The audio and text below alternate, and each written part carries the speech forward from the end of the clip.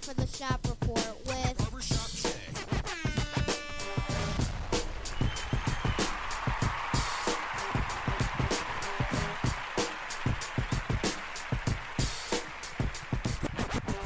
What up, sports fans? Welcome to the Shop Report.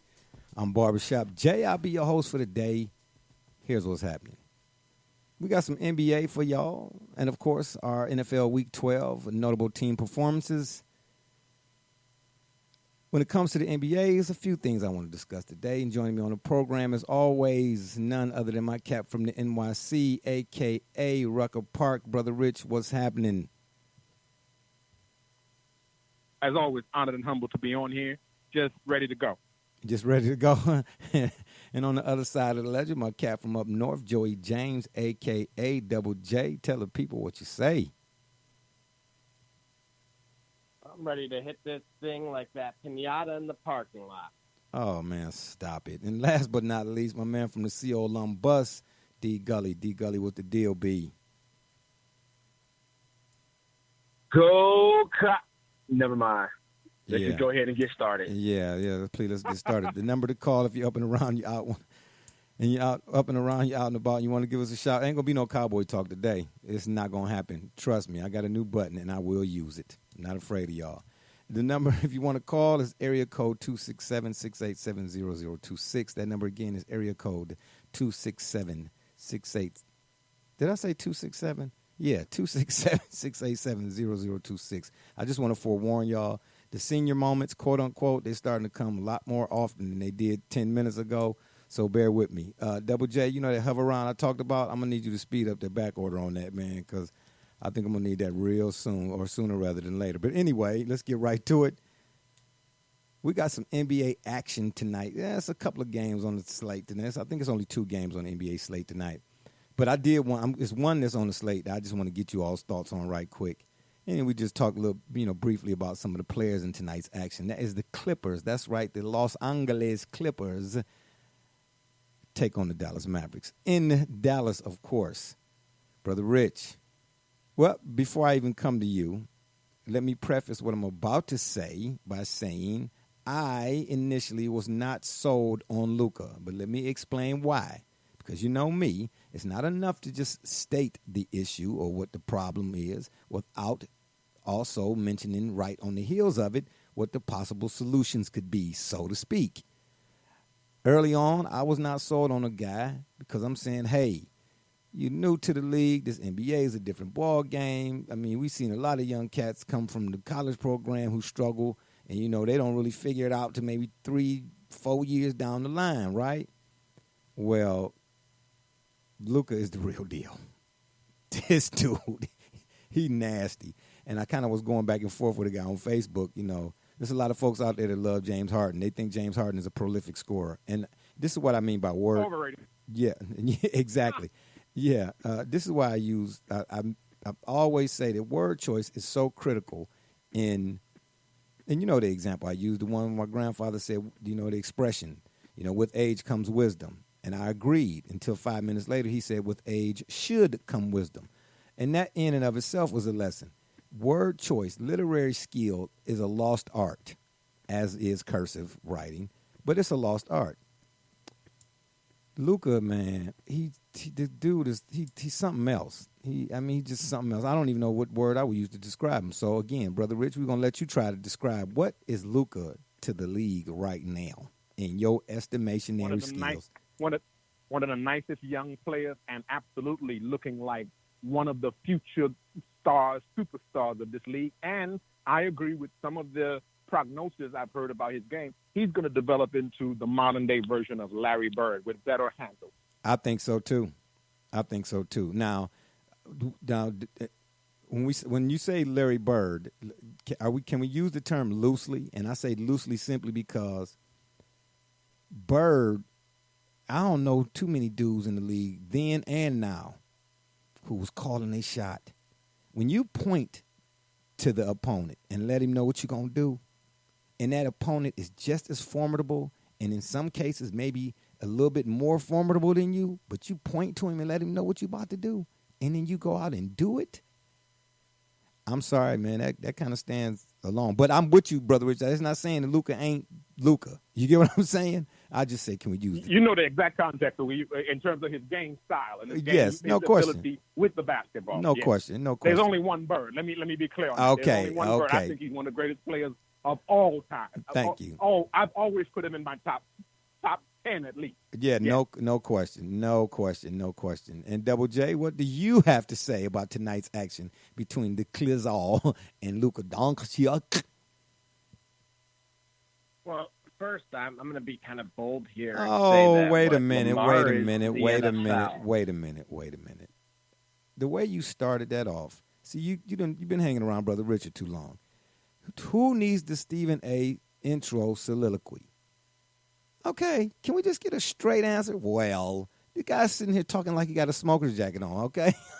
I don't drink Dos Equis often, but when I do, go ahead, continue.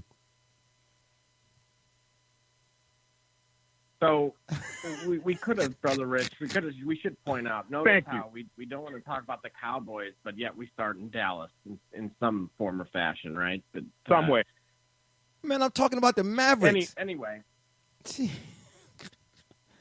Yeah, keep it up here. What Lamar is to the NFL, Luka is to the NBA, because it's been very much a breath of fresh air. I told you folks merely, 6 weeks ago. Oh, that's right. Go ahead, pat yourself on the back.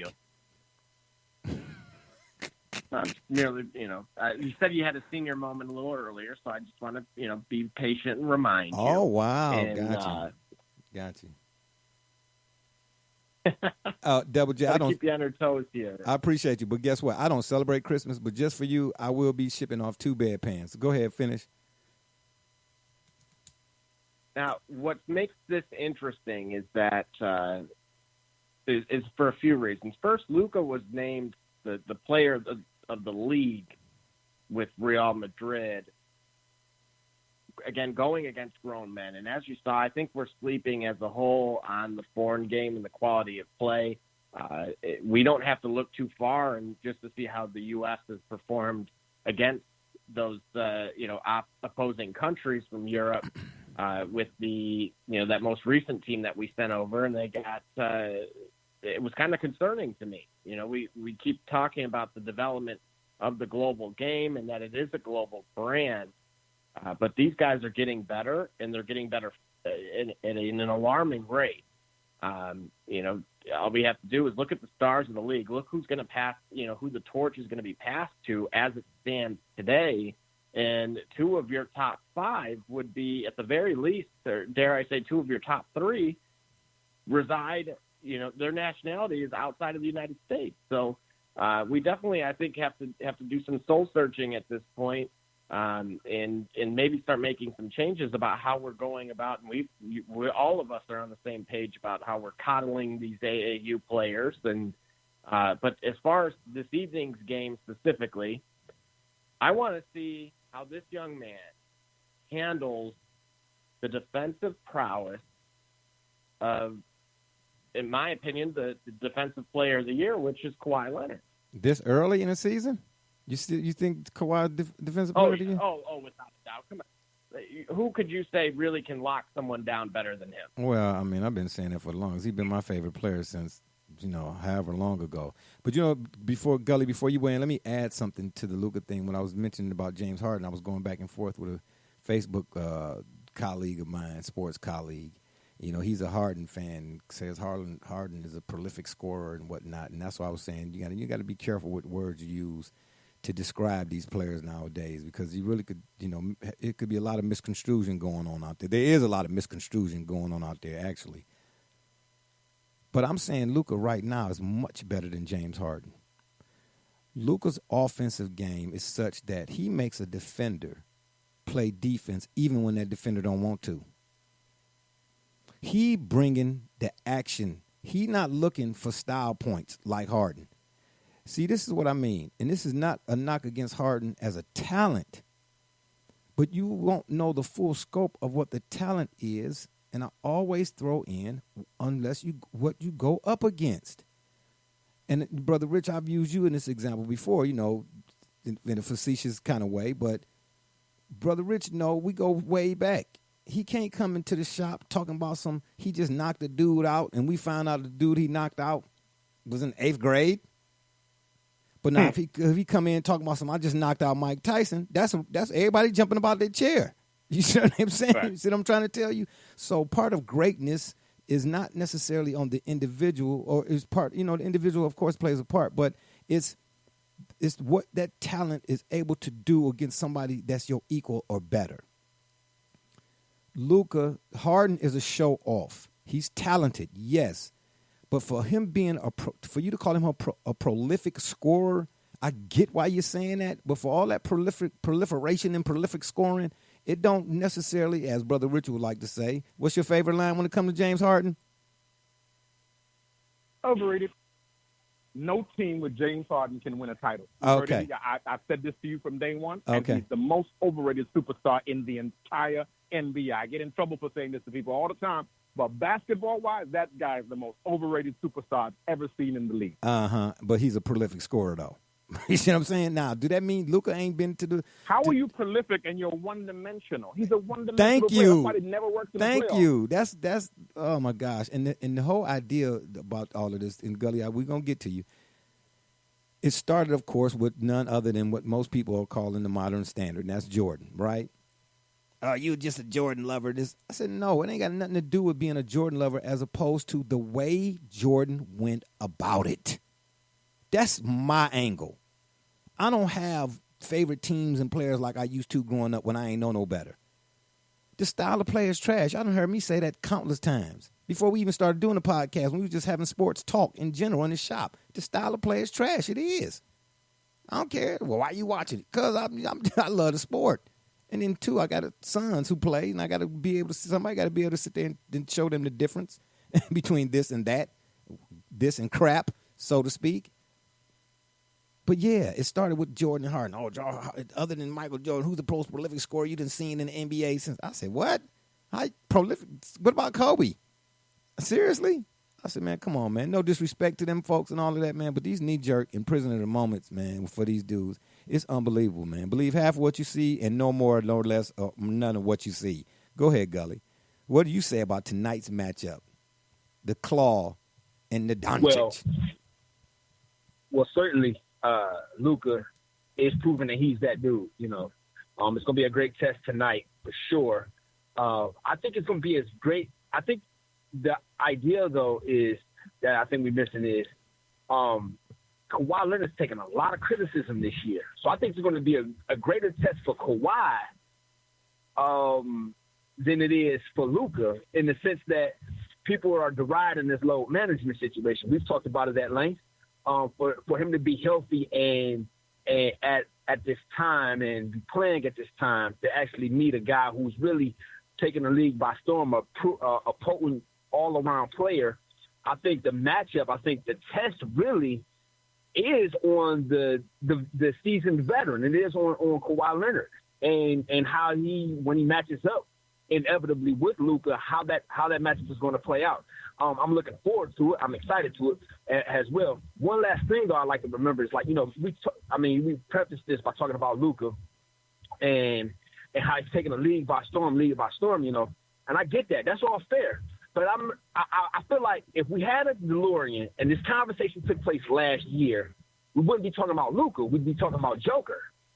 And I say all that to say Luka's great, but why did how we so quickly taking our eye off of what he continues to do as a center, being a potent all-around player, as a center, as a big who plays big, as if Luka is the only international, or Luka is far and away clearly head and shoulders above the best as far as international players in the league.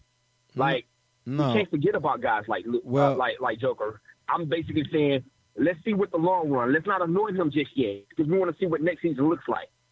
Well, first of all, when you say we, it's not nobody on this platform. Second of all, you talking about the criticisms of Kawhi Leonard. You got to consider the source. A lot of the criticisms surrounding Kawhi Leonard and that load management come from people who get their information from Stephen A. Smith, First Take, and ESPN. And then thirdly, nobody's anointing Luka, not here, not I, when in bringing this up, and surely not nobody I've heard be here that's been on the show or those who've called in. It's not that we forgetting about Joker, because Joker's a dog too at the center position. What I'm saying is, Luka, this dude been playing against professionals ever since he was 2 years old. Now I'm being funny there, but it might as well. But it's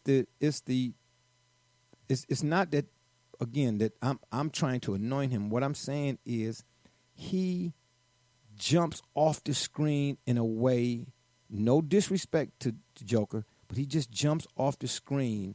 He puts pressure on you. He's a ball player, man. Joker is nice as all get out, and he's fundamentally sound. But we talking about Luka right now, and Luka is one of them dudes, man. He's assertive, aggressive. Is that even a? Can you even say that way? We've seen him before. We've seen who before? Luka and who? Drazen Petrovic. Not everybody. Everybody ain't seen. Unfortunately, right. Everybody hadn't seen Drazen. I saw Drazen. Yeah, Drazen was Drazen was an assassin. Yes, he was. Yeah. No disrespect. And again, it's not even to dim the light on Luka, but the idea of it is, if people who, let's say for people who remember Drazen because that was the era of NBA they watched, and they fell out of love with the game because they also agree with your assessment of the game being today BA. If you want to see, you know what I mean, like there are some throwbacks. True, like I feel like I would say Luke is definitely a guy who's proven himself to be one of those throwbacks. Like he can go into those tougher eras and still be very competitive, if not excellent. And just like Drazen Petrovic was in this era when people didn't really think much of the international game. Yeah, well, I thought a lot of the international game back then, even though it wasn't as accomplished as it is now, and of course that's thanks to the folks at USA, because we took and I ain't gonna say we, but the USA took the game overseas, and what they did was got more fundamentally sound at it, while folks back stateside got a little bit more all caught up in talent and how tall a guy is. But anyway, I digress. Yeah, but at the end of the day, wait a minute, I gotta say this. I can't believe that's a terrible. The guy had 2 good years. Who? Drazen? Yeah, man, Drazen Petrovic in 2 years for his last 2 seasons. Man, Drazen Petrovic in 2 years was better than most cats that do 10 years in the NBA. Drazen Petrovic, in his short time span in the NBA, and unfortunately his untimely passing, he was involved in a car accident he got killed in. May he rest. But Drazen Petrovic, to some degree, is to me what Terrell Davis was in terms of duration. Terrell Davis played 10 minutes in the NFL, but his impact was felt. Ask John Elway how important Terrell Davis's 4 minutes in the NFL was. But wouldn't you call that wouldn't they call that a flash in the pan? I mean, no, I get it was, because of the end result. Well, no, you can't call that a flash in the pan. Hold it. Hey, you got to let him finish his thought. Okay. Then jump in. You finished, Double J? The only reason why is because of the first 3 years. And now, obviously, averaging, it wasn't until the 3rd year. So he had time. He had to develop over time. We're seeing something totally different. We're seeing a Petrovic in year 1 and 2. Oh no, I don't know. Luka. Yeah, I don't disagree with that. That's my point. I saw Petrovic and I'm watching Luka. I had the benefit of seeing both, and I'm telling you, I give all the credit in the world to Drazen. Drazen was more, but his game was more perimeter. But Luka, he eat from anywhere. He likes to get physical. He don't back down, and he is always on the attack. Listen, I tell you what, turn your head. You see how some defenders, when they, and I don't know why this happens either, guys get lost in the moment for a minute, you know what I'm saying, and get caught off guard, turn their head this way or that way. Turn your head if you want to. Turn your head. When you play the other this, thing I think I think I got to chime in on what you on this, Jay, is that I remember Drazen, but I don't remember him being as nice with the finish and smooth. When I watched this young man play, because of course I heard all the stuff, but I had to go watch him. And when I watch him play, you can tell that man is. I like how you describe it. He's a ball player. That boy can. Yeah, play he a ball ball. player. And Yeah. there's a certain finish and the flair he has with him that, like, you almost make you want to say, DA. You know what, man? This boy, he's nice.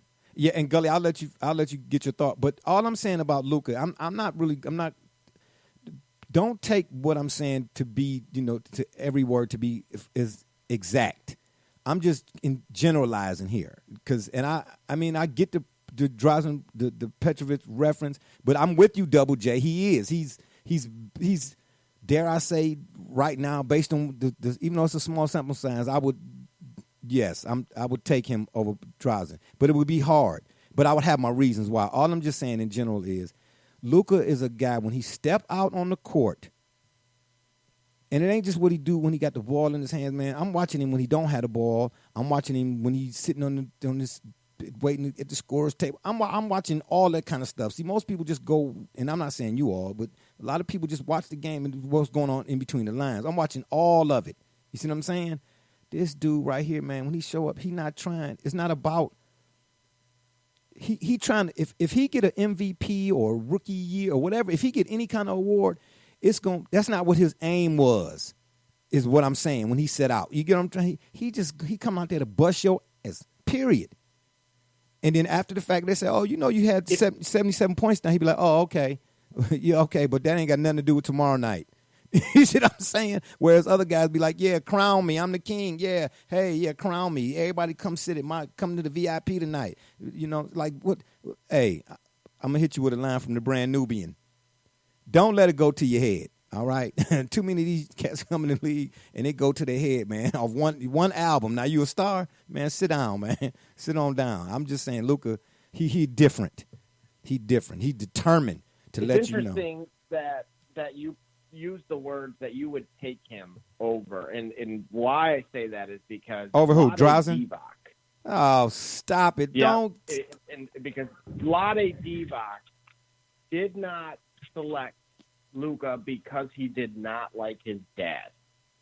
Well, that's I just want everybody to understand why the Sacramento Kings are not, or have kind of, dare I say, regressed this year. They're competitive, but they could have him on that team. Oh, well. Instead of trying to... Oh, well. Yeah. That's Vlade's fault. But I'm not surprised because Vlade was, with all due respect to Vlade was making boneheaded decisions like that when he was a Sacramento King himself. Anywho, Gully, you want to finish your thought? Yeah. Please let us not revisit Game 7, Kings and Lakers. But well, not even Game 7. It was let's go to the tip back to Robert Horry that gave the Lakers more life. What he said in reference to Luka's dad, I guess if that's to be true, I guess it's a rumor, they haven't validated, but the source came from somewhere. I would say also, though, let's not be remiss in saying that as great a player as he is, the fact that he's in Dallas, let's give a lot of credit to Rick Carlisle, who knows how to coach, who knows how to, I would say, if nothing else, he can reasonably cultivate or take advantage of a player's talent and coach around or coach to enhance a player's talent. And so I think part of the reason Luka remains successful is you got coach. I don't know what's going on with your audio, man, but you cutting in and out. I'm gonna slide over to Brother Rich because you brought up Rick Carlisle. I want to make a point right quick before we move on to what's going on as far as the NBA and their ratings. Brother Rich, you pointed out something. I don't know how many shows back ago it was. We were talking about the Celtics and Brad Stevens when Kyrie and whatnot, so it had to be a while ago, right? Now, well, anyway. Okay. And this is a good example. He mentioned Rick Carlisle. Without Kyrie, the Celtics look like they did before Kyrie. Interesting. Rick Carlisle is one of them guys. His teams stay in the conversation with or without a star or with an aging star, and then when he do get the talent, he don't regress. His teams don't regress. You see what I'm saying? He got two bona fide bookends over there in Dallas. Yeah, I said it, Dallas. And Luka and the unicorn. Even though unicorns are not real, neither is Santa Claus. I'm sorry to tell you all out there. Womp, womp, womp. Yeah, he's not. You're living a lie. Anyway, Rick Carlisle get 2 pieces, man. Now, look, they right back in the conversation.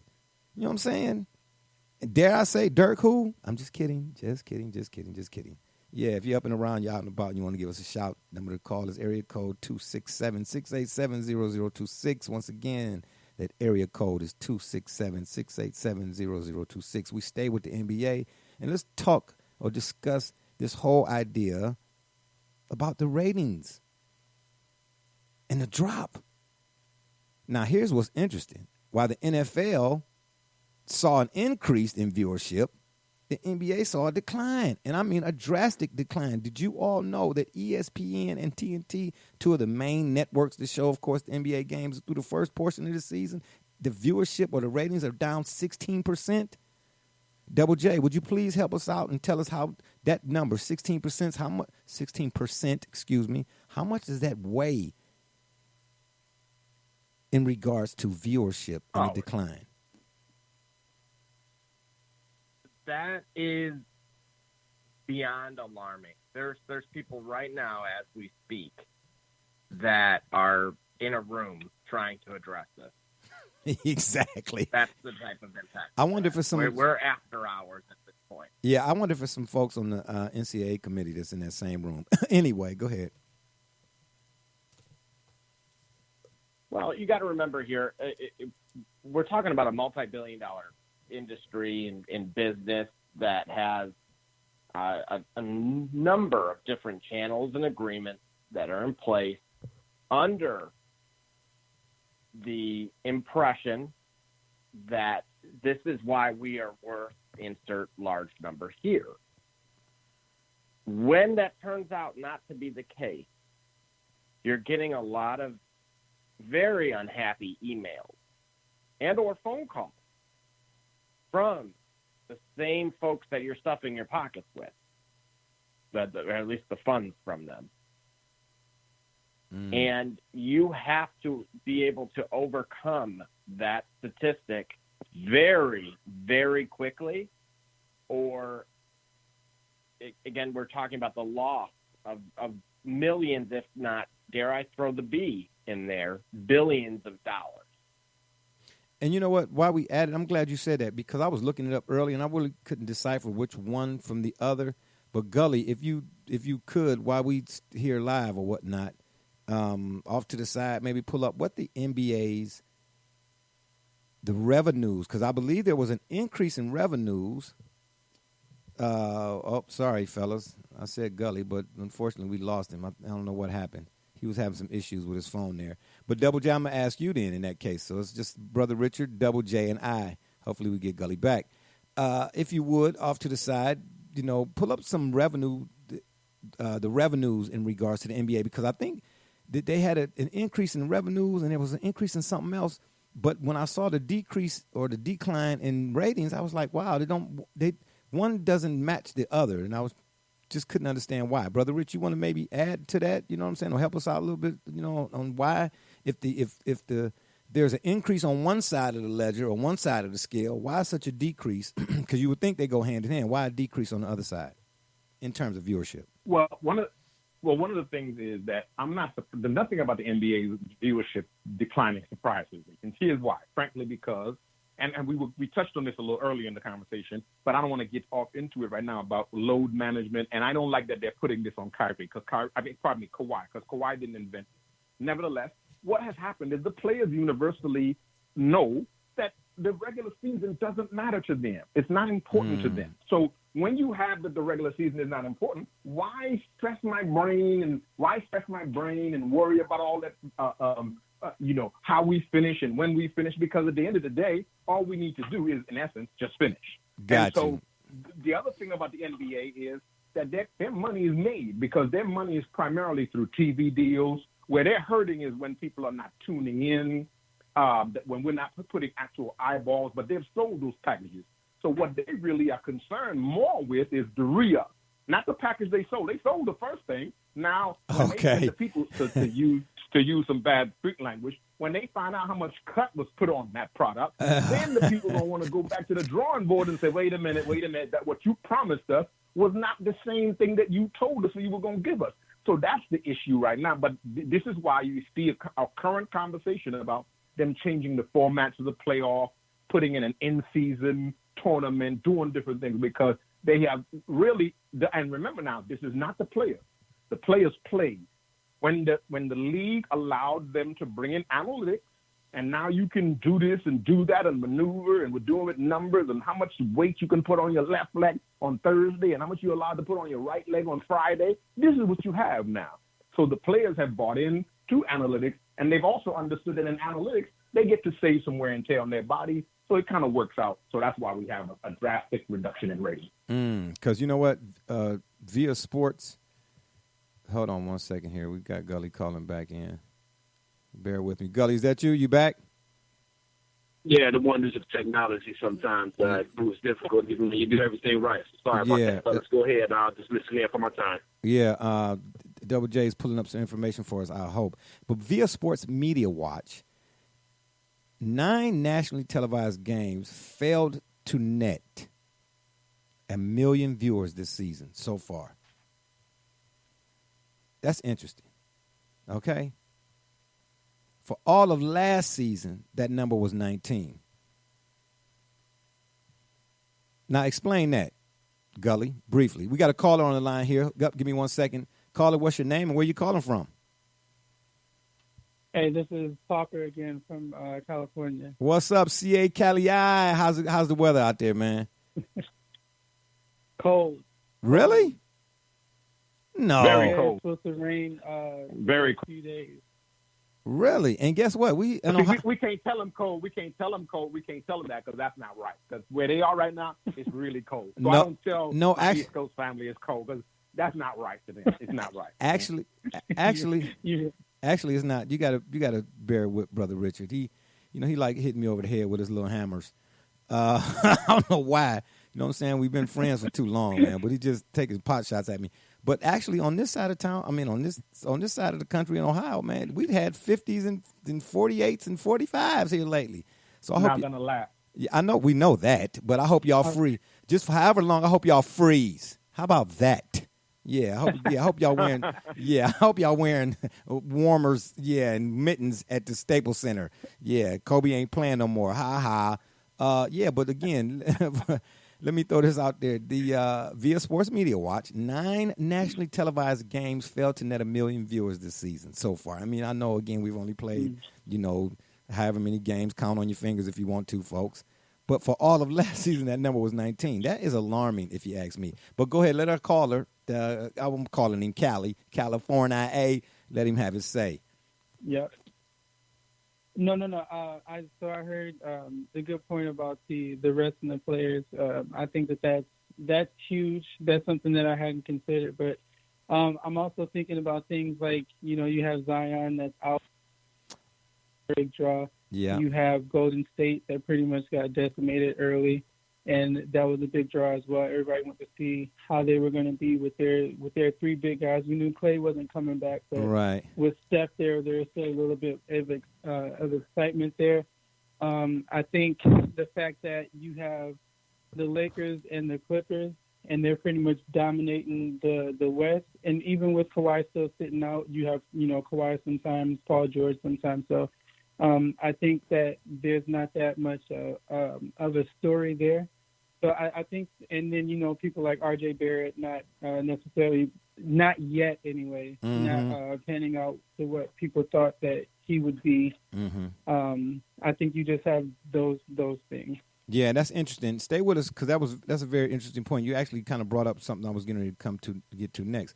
The word on the street is Bron heads west. And as you mentioned, the Warriors about fell off the map, and Zion's highly anticipated debut being put on hold are said by many to be the most significant factors in regards to the decline. Brother Rich, do you agree with that or do you disagree? I agree. Yeah, I absolutely agree. I think absolutely fact because everybody was looking for. Remember, this was supposed to be his coming out season. He's supposed to show the world what he's bringing to the big stage. So absolutely, there's some letdown. Well, yeah. Double J, what about you? What you say? Well, absolutely. You got to take a look at really three things here. You know, first of which is the load management element. You know, again, you got to. Don't steal no thunder. Don't steal no thunder. Year. Don't steal no thunder because we're getting ready to go into that. I know. I got a feeling. I know which road you're getting ready to go down. That's a dead end, buddy. Go ahead. Well, again, additionally, I was going to kind of just I'll move away from that, and then I'll say, you know, again, you know, more money, more problems here, and you got to look back to the, dare I say, the black eye that Daryl Morey's comments. You know, now you're losing viewership from overseas, and then, you know, ultimately here you kind of got to fault the league as well with the game selection. You know, unless you're a purist, like, you know, I would say that those of us on the line at the moment would qualify for. They've had some bad games on. Yeah.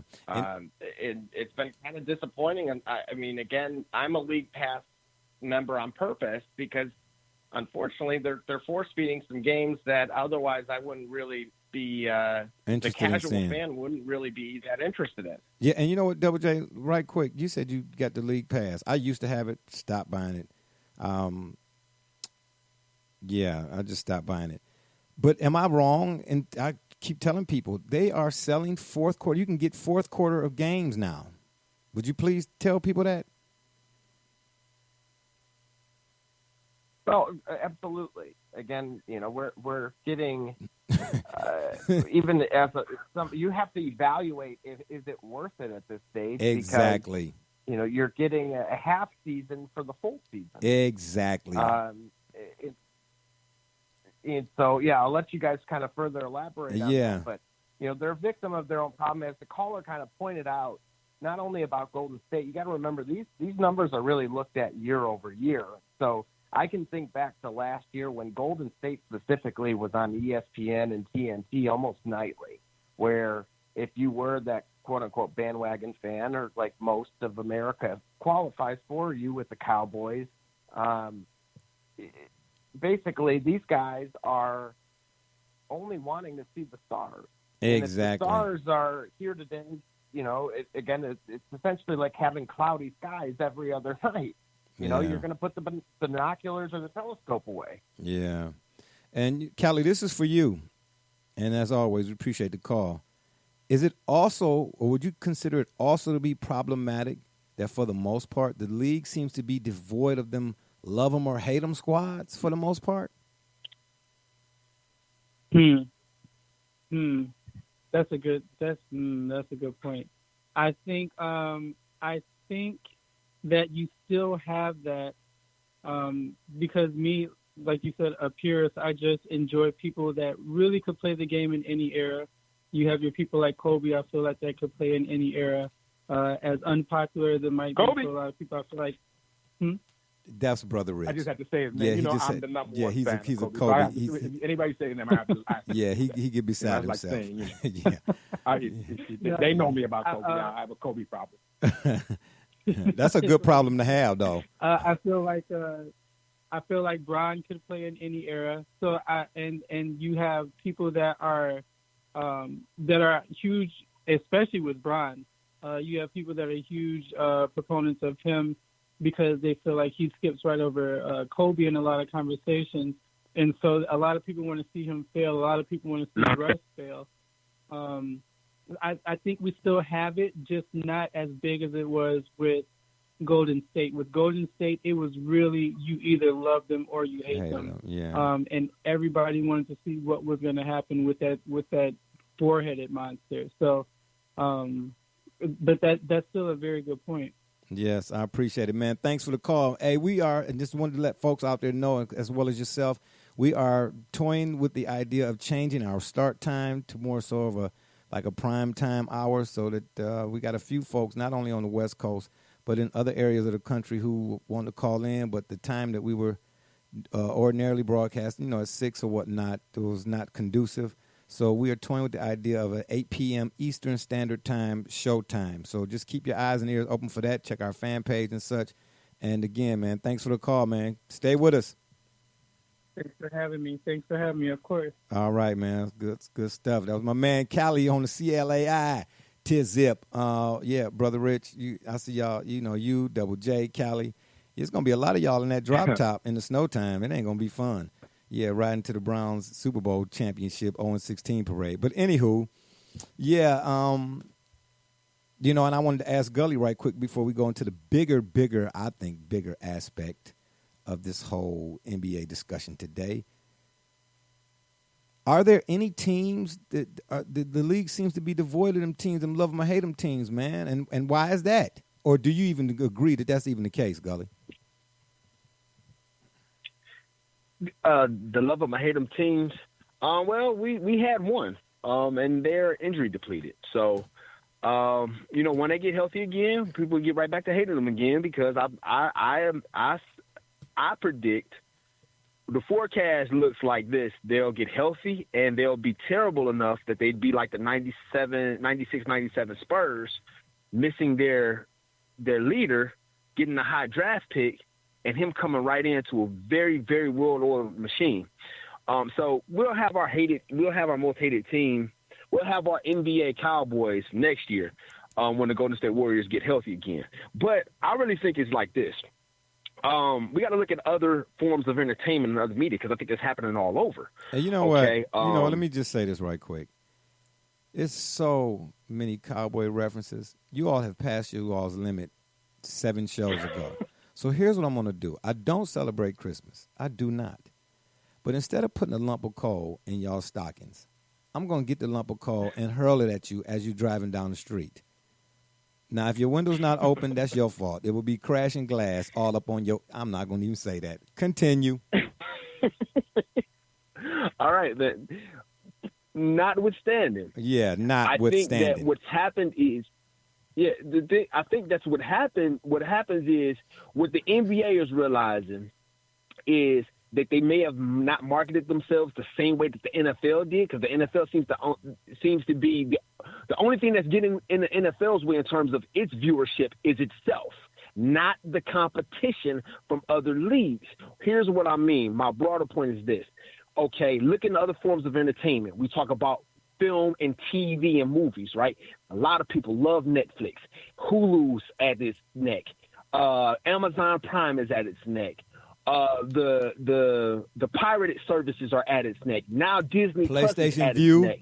So you have a lot of other similar forms of entertainment that are taken away from its place as the preeminent form of, online entertainment. What I mean is, because it's the NBA, its season ain't really here yet, right? Playoffs is what it's here for. So we don't intentionally think that the games are bad in October. It's just that the World Series is wrapping up.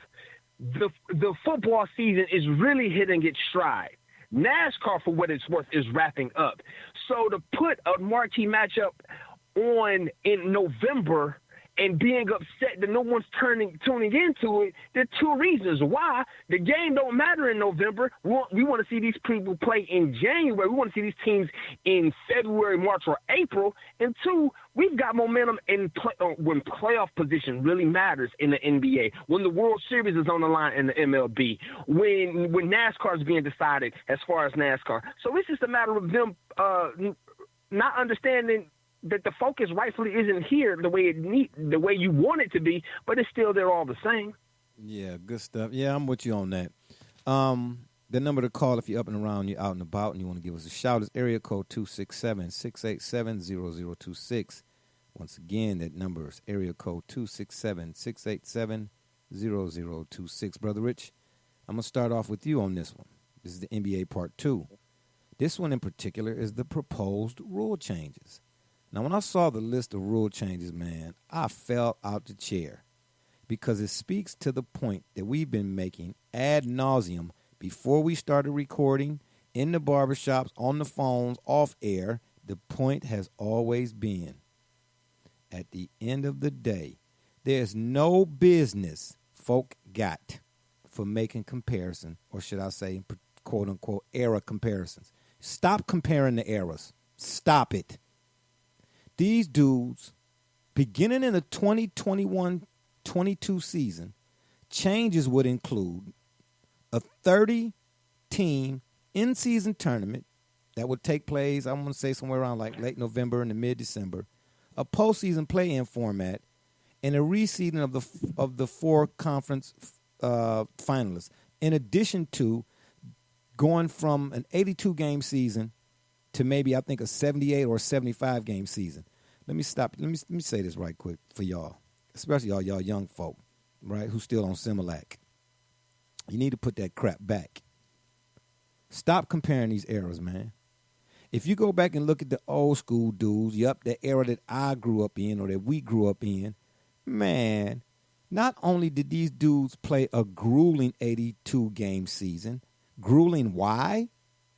Because everybody, it was a rule. It was a league-wide rule. It was a hoop world-wide rule. Anywhere hoop was being played, you come up in there for a layup, you're going to take a beating. Dudes was taking a beating getting points and points scored back then. And then, and I'm not saying because he's still a modern standard, I'm going to use him, Jordan. Jordan took a beating. Everybody talking about he was 1-9 before Scottie. Man, that's irrelevant. And it's all irrelevancy. The point is, the dude took a beating. But when he got to the playoffs, he was 3 times better than he was in the regular season. 3 times better. He had more to deal with to get to the postseason, which most dudes nowadays, if they had to do one iota of what he and other guys like him had to deal with back then, by the time they got to the postseason, they'd be like James Harden when they 3 ain't falling. Disappeared. Stop comparing the eras. I look at you and laugh. Silly rabbit. Tricks are for kids. Stop comparing the eras. You all got better talent. You all spend more money on your bodies. You all get private flights, private dietitians. Y'all got everything and then some that these dudes y'all say y'all better than right now. It ain't no better than back then. And y'all want less? Excuse me. You want to do less? Stop comparing these eras. Stop it. So, Brother Rich, I'm asking you. If these dudes are what everybody think they are and want to put the dudes we grew up with in the same conversation, why are we having these changes or these proposed changes? Because let me tell you, I think it's going to happen. In particular, the decrease in games. I'll let your boy, man. Well, it's absolutely going to happen because the players have been calling for less games. The league had to look at itself and realize everything that Gully said, Double J pointed out, you've been pointing out since we raised these topics. The fact is the league, you coined it a few years ago. You called it the Today DA. And that's really what it has become. In that, remember now, at the height of his career, the greatest player that most of us have ever laid eyes on never had one of these ginormous contracts. He had to wait till the end of his playing life. That's important. To get a contract like that. Magic Johnson, the epitome of what it represents to be a Los Angeles Laker. In L.A. right now, Magic Johnson is still the emblematic figure right next now to Kobe Bryant. They represent what is Laker legacy and Laker lore. Right. But that man only made $25 million in his first major quote-unquote contract. And that was that was literally a lifetime contract. You got bums on the bench now making $25 million a year. Yeah. You got regular guys who might not dress for the rest of the year. They making $15 million. You got the regular, somebody just signed a contract because he got to just sit on the bench just to fill the 12-man spot. He getting $8 million a year. So nowadays, they're not as incentivized. We talk about incentives. The incentives are not bad. The other thing I want to say before I step out of this is this. Remember now, the NBA is a league of individuals. NFL is a league of teams. I became a Los Angeles Lakers fan because of Magic Johnson. when I was growing up, I Gotcha. loved Dr. J. But then I began to love the Lakers, and then it was Magic Johnson, the individual. Today in the league, we don't. The bad boys are gonna come back next year when everybody hates the Brooklyn Nets. That's where that all the hate is gonna be focused on them next year. Okay, but gotcha. for right now, because LeBron is the elder statesman and he's on his way out, it's not cool to hate LeBron. You just kind of just let him ride off into the sunset. Mm-hmm. We were disappointed because we were expecting the arrival of Zion to kind of take this to the next level. That hasn't materialized. And some of the teams and the circumstances that we thought would have manifested did not. The other thing is, the NBA messed up with people like Trae Young, who is doing things right now. Mm-hmm. But we don't see Atlanta's game. We're not seeing Ja Morant in Memphis, who is doing things right now. We're not seeing some of the players. So because all the emphasis is on, we got to watch the Lakers, we got to watch the Clippers, and guess what? The Clippers don't care. And for the most part, the only person on the Lakers that care is LeBron James and Anthony Davis. But after that, nobody really cares about the regular season because it's not incentivized. Mm-hmm. And I say that, and I hope this is a decent enough analogy or reference, but I had an attorney once tell me, a good attorney going to treat the client who got $10 to spend just as well as he do the client that got $10 million. The NBA is that lawyer, that entity as an entity. Excuse me. They keep it's too top heavy. They keep showcasing. Listen, if they could put a man on the moon in this country, Fact. I'm sure they could figure out a way to show us. You got all these stars and these young stars coming up in the game. How come folks can't always got to see the Lakers? How come? You do a piss poor job of showcasing your other stars. We still talking De'Aaron Fox in Sacramento, Melvin Bagley Jr., even on the West Coast. And here's the killer part. People try to say, it's a West Coast thing. When Bron went to the West Coast, they cut out the East Coast, this and that. Bull crap. Because the Phoenix Suns are balling right now, and they're on the West Coast, and we don't get to see them either. See what I'm saying? Pascal Siakam is putting in work. They don't show Toronto. They don't show them either. Anymore. So I don't want to hear about this. To stop trying to tie everything to Bron, man. Like I get it, it's his league or whatever it is, man. But just look. You know what? Untie your hands from this dude's belt line and stand up on your own 2 feet and say, you know what? We need to do a better job of promoting within the United States the teams in them cities and them markets. Small, big, medium. It don't matter. Okay, y'all can figure out a way to showcase. I know y'all got gatekeepers somewhere along the line. Y'all can show us Trae Young throughout the week on NBA TV even. And here's the killer part. You don't even have to have League Pass to get NBA TV that come within your regular cable package. So they could show a premier game of the week. But I'm telling you why I think it is. Not only on me calling it the Today BA or Brandsketball, I'm going to stick to what I've said, what I've been saying, and I'm going to keep saying, it's the style of play. It's a reason why League Pass is now offering you can buy the fourth quarters of games because it's hard to sit through 1 through 3 quarters of an NBA matchup, even if your team is the team playing, and watch all them three-pointers doink off the rim. What's the example I've been using for the longest, man? And the main example I've been using when I talk about style of play. I don't know, Brother Rich, you being a Lakers fan, I don't remember what night it was in particular, but I do know it was the night Kareem broke the scoring record against the Utah Jazz. Okay.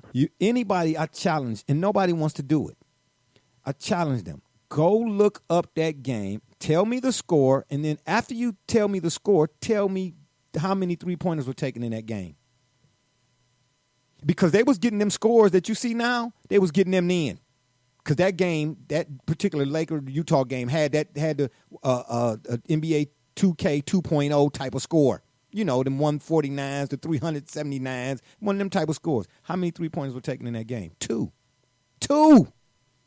Both misses and both taken by the Lakers. But they still was able to put up triple digits, high triple digits. So explain that. The skill level is totally different now than it was back then. I keep telling folks, stop confusing talent with skill. It's not the same. Stats don't equal substance. Double J, have you say.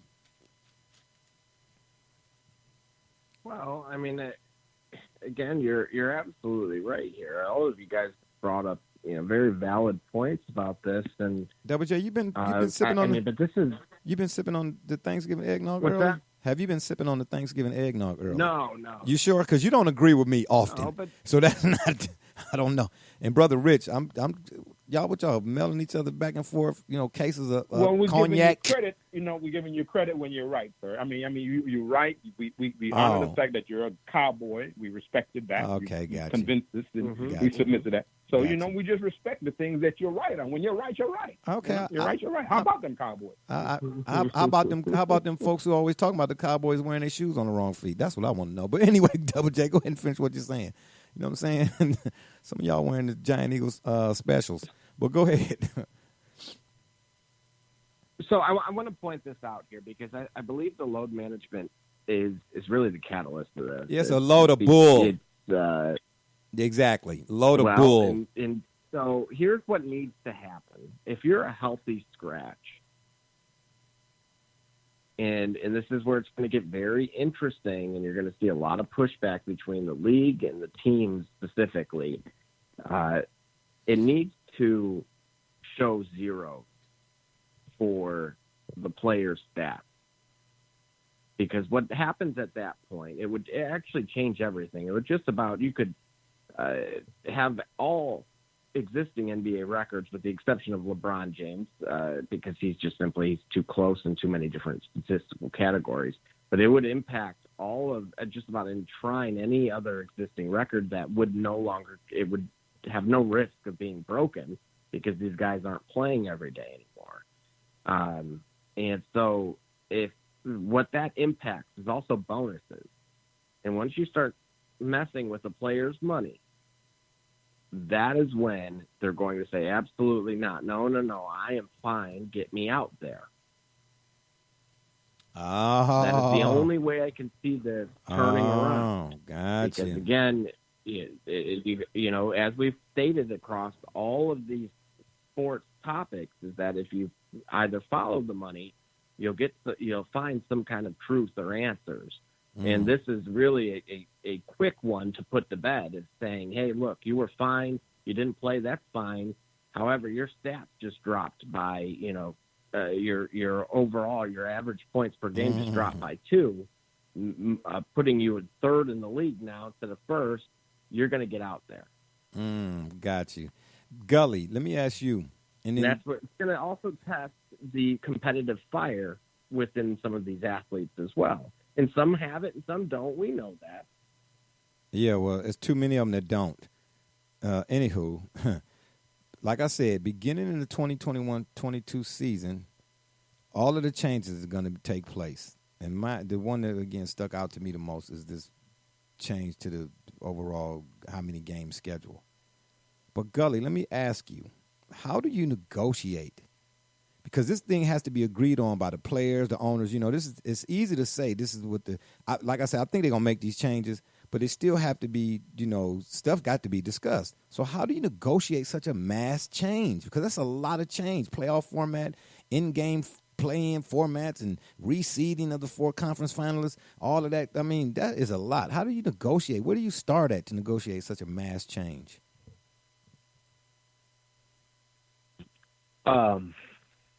We have the issue of the load management, which players and owners seem to be on different sides of it at different times.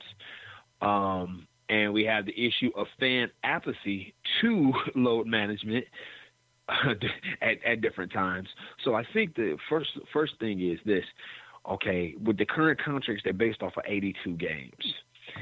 Players would like the ability to have more rest during the season. That's been the prevailing, or players need to have more rest during the season, which is the prevailing thought. So we're going to scale back the amount of games we play. I would imagine that it's kind of like giving time off but no work, no pay. It's going to come at a cost to the contracts, and I don't know that it shouldn't, because you are actually doing something that it's actually helpful to the overall league, right? Less games, that makes each game more relevant, which actually makes the product more relevant, so people are have less chances to see you, so they're more excited to see you. You know, absence makes the heart to grows fonder. So I think, though it sounds like a negative, I think it's ways in which to make but if the this style actually of play is beneficial for terrible, everybody. your absence makes the heart grow fonder. But if the style of play is terrible, then who cares about the absence? I'm welcoming the absence. Crappy play. Unfortunately, Jay, when we talked about Mr. Harden earlier in the show, the style of play has not affected the public's ability to anoint a one-dimensional player as the best overall player in the league. So it's not hurting that much. Who calls him the best player in the league? Some people call him the best player. Yes, brother. Oh, Rick, yes. You'd be surprised. Yes. You'd be That's what I'm saying. That's why I said it. Let's move on. We talk seriously on the program. Yeah, Let's move on. I'm not going to waste time on that. Let's move on. Yeah. Because I want to hold on. Let's understand, brother Rich. Yeah, but go ahead. That's why I want to respond. Let's understand, brother Rich. I'm not. Believe me, I hope it's clear. I'm not saying that, but I'm just just making an observation. You're an intelligent man. You're conservative. That's the only concern. Yes. About you. But you're a highly intelligent man. But I want to challenge one of your conservative viewpoints on this. Yeah. For all of us, and I want to challenge the NBA on this and all our listeners. I ask anybody in the listening audience, ask all our panelists on this program. I want to ask our esteemed host. Let me ask you a question, Jay. Why is load management a problem in the NBA and it's not a problem in Major League Baseball? Tell me that. And they make way more money than they're the richest of all the athletes. There is no sport that practices load management as much as Major League Baseball. It doesn't hurt their product. There's some issues at play here, but I'm not going to get into that. Here's the other thing to respond to you, Jay, on what you keep saying, and I've said this to you for years, and here's my point. Here's my point that I'm about to prove to you. You've been saying for years the style of play. The reason that people are silly enough to believe James Harden is the best player in the NBA is because of that silly man who people call an NBA coach, who everybody knows is not an NBA coach. The coaching is the problem in the NBA, not the players, not the talent. They need to be coached. And that's why, no matter what anybody says, when the Clippers win the title and this new run starts, and everybody's a Clipper fan next year. Remember, I told you last year, it's go Clippers now for me. I switched over like I got a crossover like Iverson. I'm a Clipper fan now. I'm pronouncing it publicly and loudly because, again, my favorite player plays for the Clippers. You already knew that Paul George was my favorite player. You turned me on to Kawhi. So now it's a perfect marriage for me, you know? Yeah, but now, the other thing I want to say about that is this. This is why I'm going to close out on this. This is why, Jay, watch what I'm telling you. College basketball is about to come back in style because college basketball with Georgetown and Memphis and those NBA coaches going back to college and coaching those young men properly now, watch that college basketball. Yep. That's the games I want to go see. Yeah. I'm trying to get Georgetown tickets now. Yep. I'm trying to see where these coaches are who are coaching up these teams and getting these young men ready for the next phase of their lives and to be real basketball players. That's what I'm talking about. The problem in the league is not talent, it's coaching. It's coaching, and watch what happens. That's what separates the men from the boys and that's why y'all talking about Kyrie Irving, because Kyrie Irving is the kind of talent that just not anybody can coach him. He has to be coached by somebody. He has to be coached by he's a special guy. He's a special talent. He's Kobe level. He got some different things going on with him. And if you don't understand that, and you don't understand what kind of basketball player that young man is, and the kind of person he is. So he needs a coach like a Phil Jackson. He needs a coach like a Doc Rivers. He needs somebody that can relate to him on a whole different level, not just an X and an O's guy, stand over here, run this play. No, he's not that kind of basketball player. You can watch him and see he's not, and that's why they seem to play better without him, because you just got guys playing basketball. Run this play. Go over here. But when you got Kyrie, you got the stars, man. You got to give Kyrie a little bit more than. Yeah, well, I'm going to say this, though. When you mention the word special, he is kind of special on a whole lot of fronts. I mean, the earth is flat and the ceiling is the roof, Michael Jordan. Hey, but at the same time. That ain't got nothing to do with his basketball game. Yeah. Ain't got nothing to do with basketball. Yeah, no, I know, but it do got something to do between his ears. But I'll say this, too, though. But to your point, though, here's part of the problem. in that, and I'll let Double J answer the whole deal about baseball. He'd probably be better to answer that than I in this particular case. But the thing is, as a point that you had brought up on previous programs, is that these dudes are making the kind of money now where they look at some of these coaches and they like, look, Mo, you can't tell me nothing. You understand what I'm saying? It would take a Doc Rivers or a Phil Jackson, somebody who they like. I know what I bring to the table. Ain't nobody. I'm the reason why folks filling up them seats, not you. What you gonna tell me? Fact. You get what I'm trying to tell you? So, but see, you can't do that with Doc Rivers though. Exactly, and you can't do that probably with Rick Carlisle or you. But Dallas got a different type of player. They don't deal with players who who gotta be treated in a certain way. So on and so forth. Right, you know what I'm saying? But at the end of the day, you and I both had this conversation years ago when we talked about everybody say Phil was a great coach because he got 13 or 11 or whatever it is. And you and I both said, okay, yeah, it wasn't so much he was a great coach because really the X's and O's and Phil's system and the triangle, that was Tex Winter while you're playing. Phil said it too. Go read his book. Tex Winter was the orchestrator and designer of that offense that Jordan and them flourished in. Phil coached like your point to your point, he coached egos. He coached egos because when Shaq and Kobe first got to L.A., it was under Dale Harris, they didn't win jack, right? Shaq and Kobe now, Fact. Okay? Phil came in and said, look here, man. But look, Jordan said, listen, Jordan himself said, and Doug Collins was his boy in Chicago. That was him and Jordan was tight.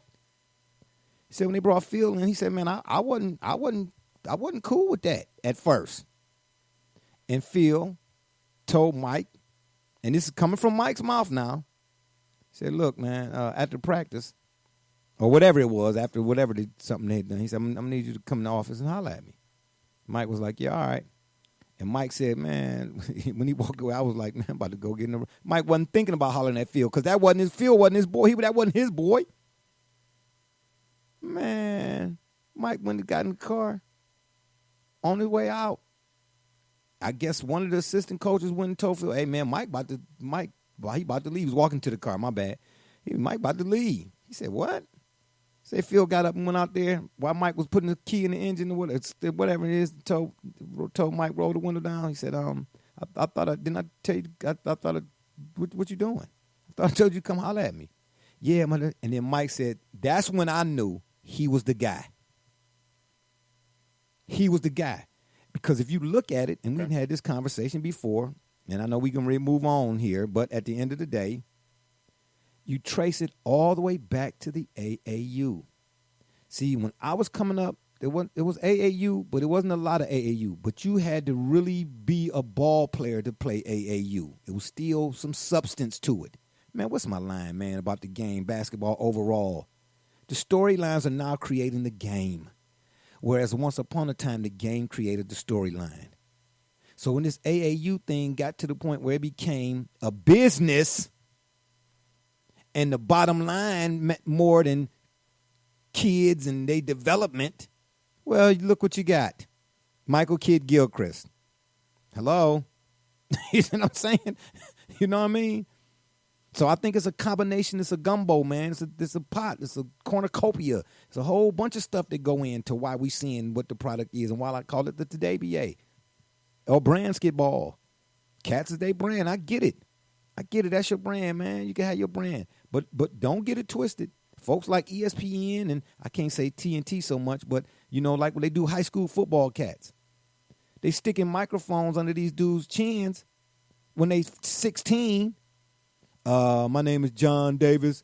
I'll go to Delatosta High. I'm declaring to go to Ohio State next season. Everybody clapping. Oh, ho, ho, oh.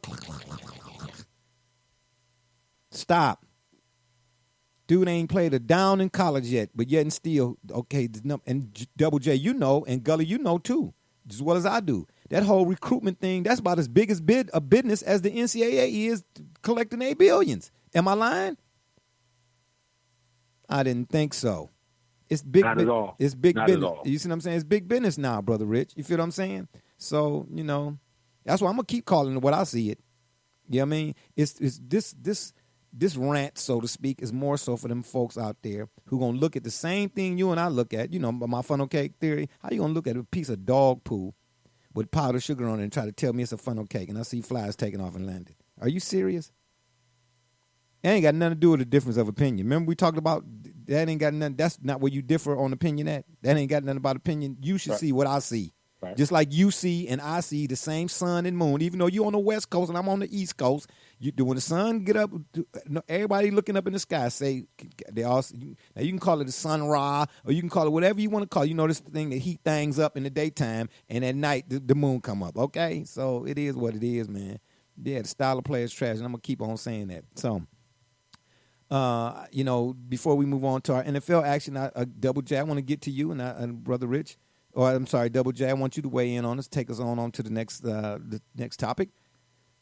I'm gonna ask you, just like I asked, Brother Rich weighed in Gully.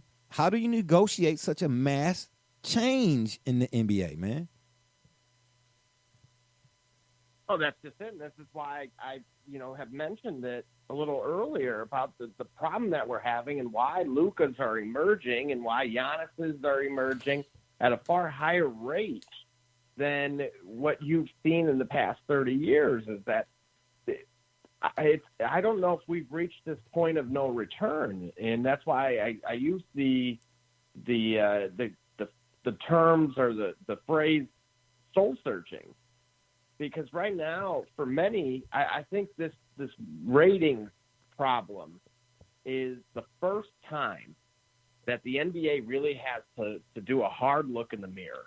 Mm-hmm. Because they should be eating up and being the beneficiary of the issues that the NFL has had, the fact that baseball is in a very, very desperate position, and it's so is hockey. Hockey has never reached truly being the third best sport in the United States, and no, it hasn't.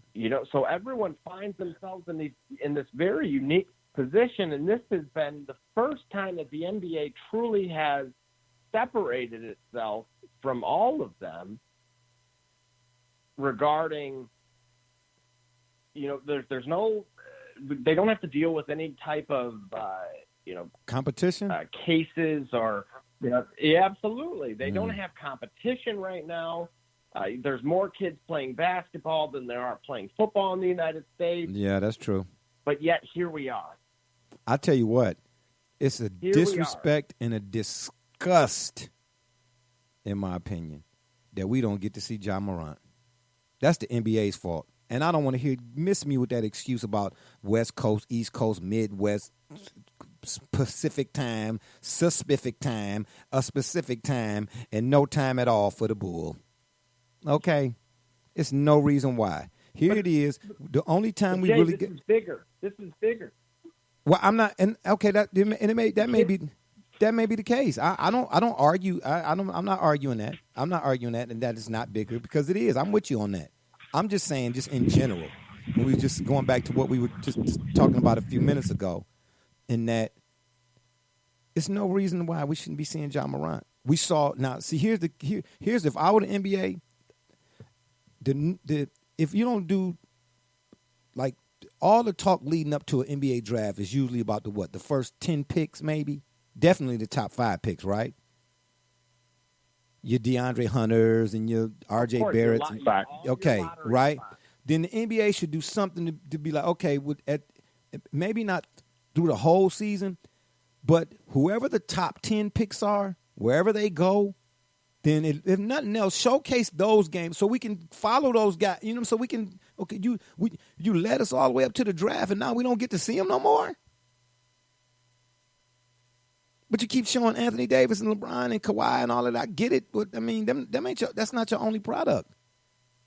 That's not your only product, and I mean. Now, Jay, let me ask you this. I got a text from Tin Man Moolah, who says that watch the ratings will go up following Christmas, that nobody watches until Christmas. Fact. Okay, well, people don't care about the regular season in the NBA, but when they get to the finals, it's going to be on and crackulating, especially if the the Lakers and the Clippers are battling on the West. People won't care what time it is on the East Coast. I was living on the East Coast when I became a Laker fan. I've been a Laker fan all my basketball life. But so it doesn't. The basketball will draw us in at a certain point. So I think that's it. Whoever's texting you, Double J, I think tell them that Brother Richard agrees with him. Okay, but wait a minute. At the end of the day, didn't we say after when is the All-Star break? February? Okay. December, okay, after Christmas. Yeah, February. Yeah. Okay, well, I said the NBA season don't start till after the All-Star break. All right, so I'm a month or two off. But you get the idea. But, Brother Rich, here's the problem, though. Here's the thing. I agree with the texter. Tell him I say appreciate for texting, giving us some fodder, so to speak. But here's the deal, though. This is the difference. Recall for me the 95, 96, 97, 98 NBA season. And you tell me that not only were you not a fan, but you were a fan from the game one all the way through to the finals. I absolutely was a fan. And here's all the my way. Rejoinder to you, my retort to you is here's this. Perhaps if we had load management, as no less than Derrick Rose said recently, if they had load management, maybe he would have still been a Chicago Bull. If we had load management, maybe some of those players we would have enjoyed them. Maybe Bird's back. That genius of watching Larry Bird. As much as I hated the Boston Celtics, you could not watch Larry Bird. You could not watch the Boston Celtics. And you could root against them and you could hate them, but Bird was going to turn around and say, this is what I'm going to do. I'm going to the corner. I'm going to take 2 dribbles to the right. I'm going to pull it back, and then I'm going to look you in your face, and then I'm going to shoot a 3-pointer in your face, and then I'm going to go back up to the court.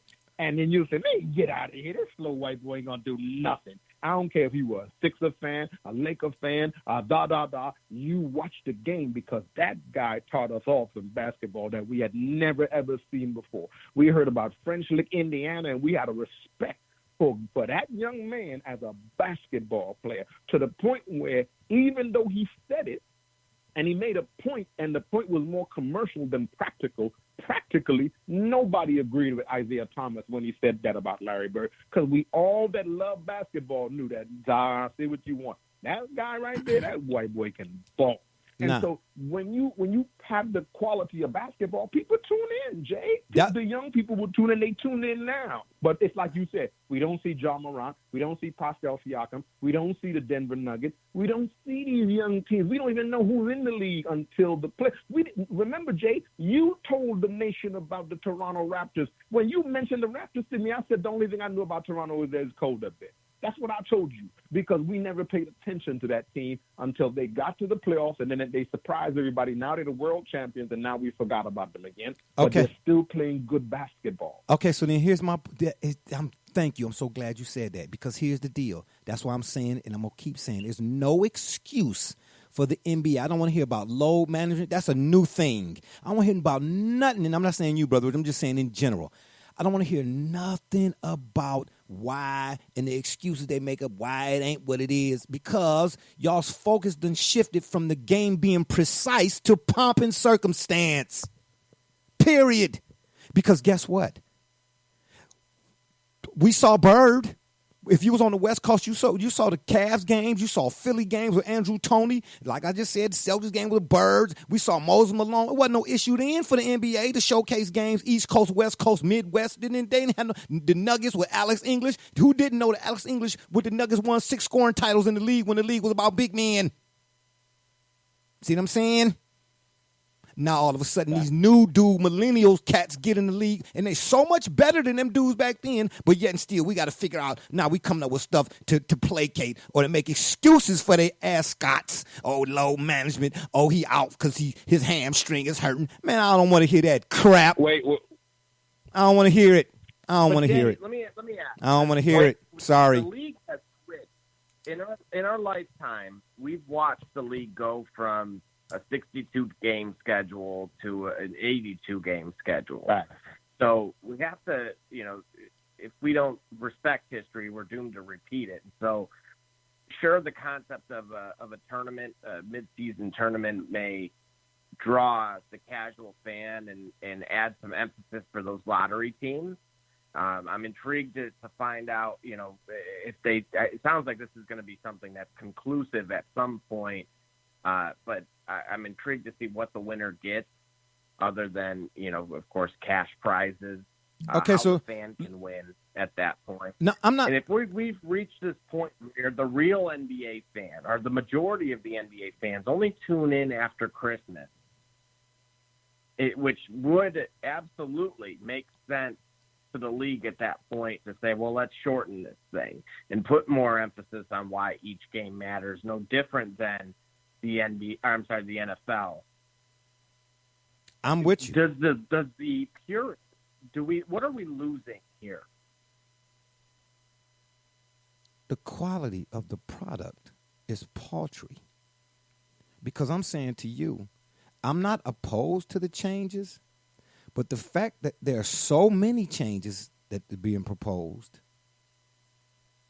I mean, in all one fell swoop. But Jay, I think the fact that we're hearing about them means it's a done deal, and I don't want us for a moment to believe that these changes are even announced to you and I, that we know about these changes, and they didn't talk to LeBron about these changes. These changes are approved by LeBron James and the players who moved the NBA. This is what the league is going to look like, and as Double J said, we saw the league develop at a certain point. But if we believe that they've announced this, and this is in the media, and you and I are talking about this today, that has not run by LeBron James' desk, and he has announced, I agree, because we know that he does not agree with something. He will certainly render his opinion to the world on his Twitter page, his of Instagram course. account, Yeah, of course, because he has a voice to do that. So, of course, he agrees with this. This is what it's getting ready to be. They're just telling us, look, get ready for this. 2021, 22, whenever right. it comes, Yeah, this is what the league looks like. Yeah, and again, I'm not. And remember, last point on that. Remember, that is right at the time where LeBron is out the league anyway. He's projected to be gone by that time anyway. So this is for those who are coming in now with these different. They're going to be able to jump from the high school. Remember, this is also going to be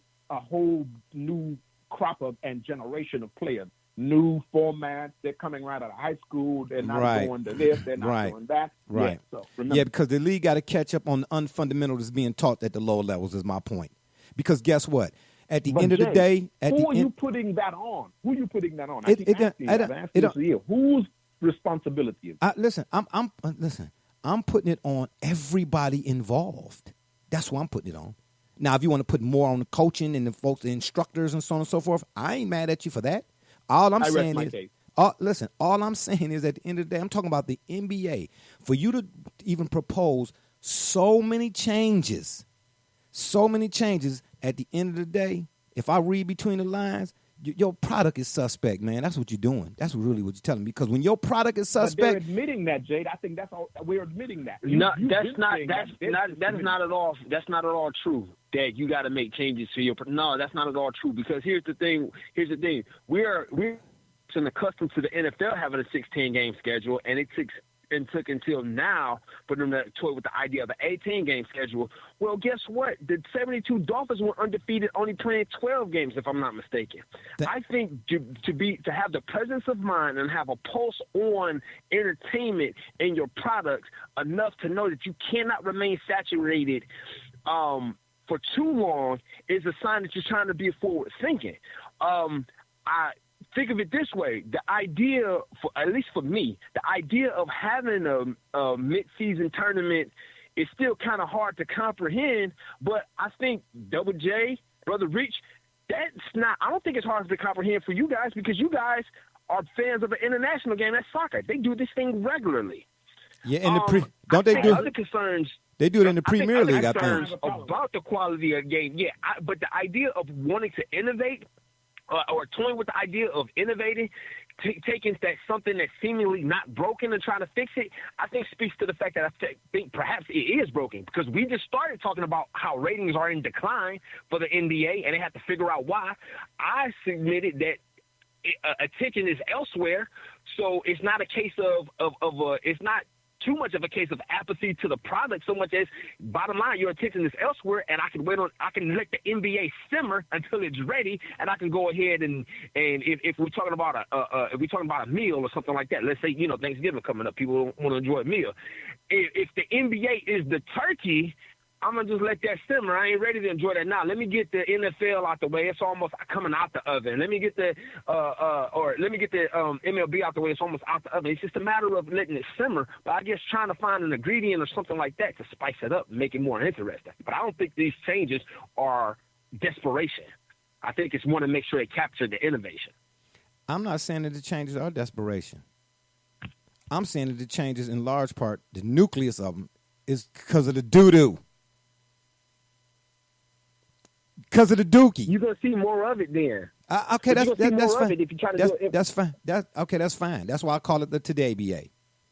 All right? It's just a reason for why I call it that. That's all. See what I'm saying? You're going to see a whole lot more Michael Kidd-Gilchrist. All of these guys in here who, again, I'm picking on James Harden. James Harlot epitomizes what the NBA is now as a whole. The guy sits there and dribble the clock out to do between his legs. I can't let you ride with that. Yeah, he epitomized. I got to keep up with you. Yeah, LeBron James epitomizes what the NBA is. Man, stop it. LeBron James is the epitome of what the NBA is today. Stop it. That's why they're making changes. You're right. That's why they're making changes. Before there was before there was the language of load management, who took 2 weeks off when they played with the Cleveland Cavaliers and vacationed in Miami all of a sudden for 2 weeks? Who did that? What was that? I don't debate that. I mean, I don't debate that with you. I don't. Let me. We get it. It's Bron's league. The league is moving in a direction. Thank you. It's Bron's league. These rules, these are Bron's rules. Bron agrees to these rules. Yeah. Bron's son is going to be affected. D-Wade's son is going to be affected by this. Do you really believe that they did this without them? No, I don't. No. But what I'm saying to you is, how many NBA players are in the league? Just roughly. Exactly. All of them ain't Bronny. All of them ain't D-Wade's son. It's going to be a lot more Michael Kidd-Gilchrist and a lot more Markelle Fultzes and a lot more Ben Simmons who got all of the measurables, but can't hit a bull in the backside with a shovel, because for all of the measurables that we're seeing from most of these guys, and again, Harden that in particular is talented as all get out. But how tell me when you watching a Rockets game, not you, Brother Rich, I know, but anybody else, you watching a Rockets game and you see James Harden dribbling between his legs for 45 seconds, if you ain't reaching for the remote. But I tell you what, in Drazen Petrovic's 2 seasons or 3 seasons or however many times, I bet you wasn't reaching for the remote. Bet you that. And that the first 10 games of the NBA season in 1995, them was games that we couldn't stop talking about. Matter of fact, I'm talking about when we was discussing them first 10 games of the 95 season, I'm just picking a year, we was risking not going to work or being late for work so we could talk about them games early on in the season. Now what we talking about? Load management. Where they do that at? I get it. That's what's happening now. But guess what? Just because that's what's happening now don't mean it's a good thing. Just because it look good, what mama tell us about when we going out there hollering at them young ladies out there? Just because it look good don't mean it's good for you. That's all I'm saying. Pomp and circumstance. Bransky ball. Today BA. But I keep watching. You know why? Because I just love the sport, man. Anytime I see the ball go up, that's what I'm watching. But yeah, I'll be having my remote in my hand. See what I'm saying? Just like any good program that you watching, when you get on a good program, because don't forget, it's still a program, all right, for all of you out there who ain't journalist majors or whatnot. Yeah, it's still a program. But anytime you get a good program,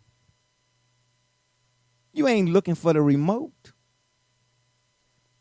Now tell me I'm lying. Okay. You ain't, if you got that tube on, is it something you really into? And, Brother Rich, here's the last point I'm going to make before we move on to the NFL, the last portion of the subject of our show today. If you take, for all of the games, what the NBA trying to tell us is the game is moving in a great direction. All right, fine. You can sell it to somebody else because I ain't buying it. Sell that to them dudes to be at the water cooler because I ain't buying it. All right? Just tell me it's WWE. For all of these games and all of this proposed greatness that's jumping off in the league, I'm challenging every last person on this panel and all 5 people that's probably listening, probably 3 of y'all left now. I challenge you, pick a week where the NBA, go to the NBA.com, look at the schedule, pick any day. Look at the slate of games on that schedule for that day. Even if your favorite team is playing, and you tell me when you go look at the slate of games, you're like, I want to see that like I did, and I'm using the movie reference here. When the first Transformers came out, we seen the promos. Everybody was, come on now, who wasn't rushing the theaters? Couldn't wait to go see that. Matter of fact, when the promo came out for Transformers, the first one, folks was already putting their PPO time in because they knew they was going to be off that day. I want you to look at the slate of NBA games and tell me, I gotta see that. That's why I mentioned we started off with the Clippers and the Mavs tonight. Why? Because we got combatants on both sides who going to be bringing the action. That's one out of how many games? Now, I know it's only 2 games on the schedule tonight, but I'm just saying on any given NBA night, Tuesday, Thursday, Friday, Saturday, whatever the nights are for the NBA thing, if you see 6, 8 games in a slate, and you might not see that many, but you get what I'm saying, more than 1 or 2, you're looking at the schedule. You're looking at that like, let me see if there's some soccer on. No disrespect to because the Premier League is the shiznit. But I'm just saying. Now go back, like I'm saying, go back to our era and look at a slate of games on a Tuesday.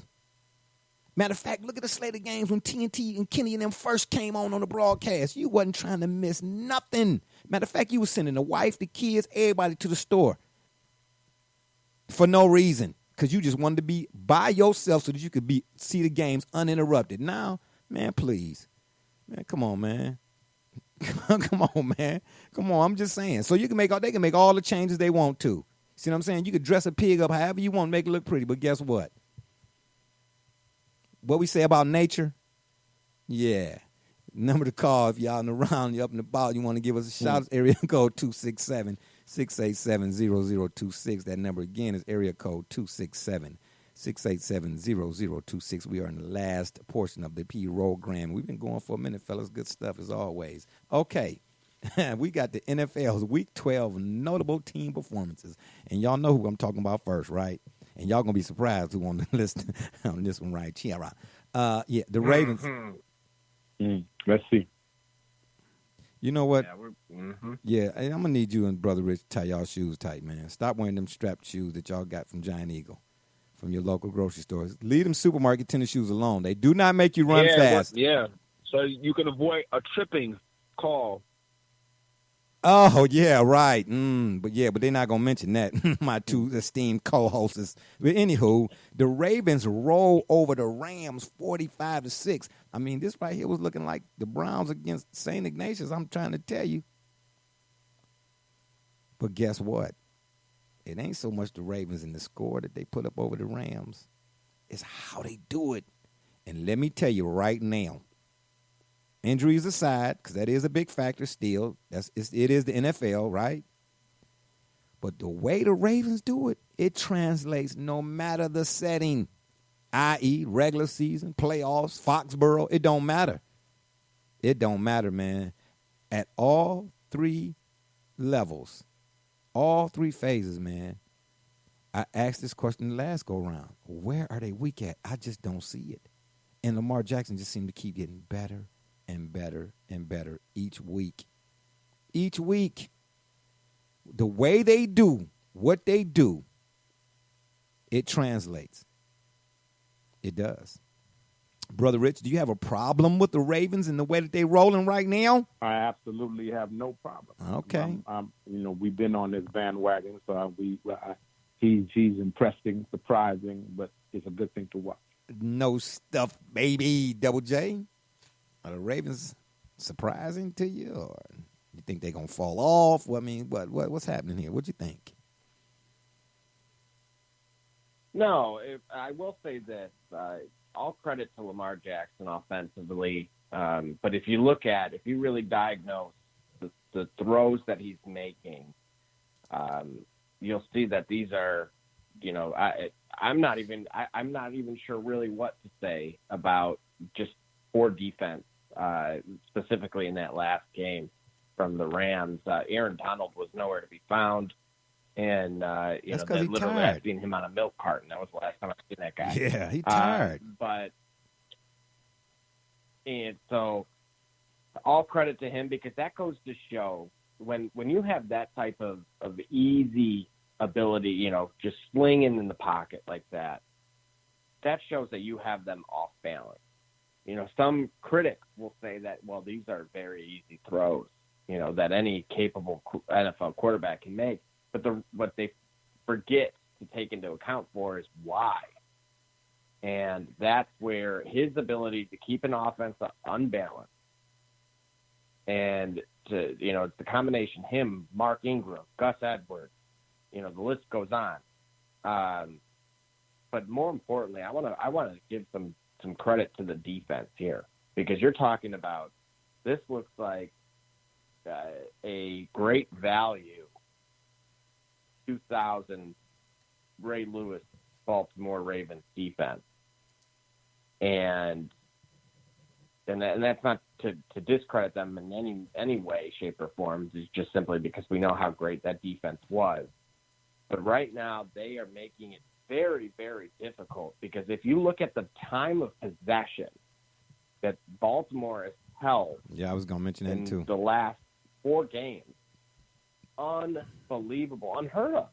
Yeah, literally, I believe yesterday they had a possession that it was 8 minutes long.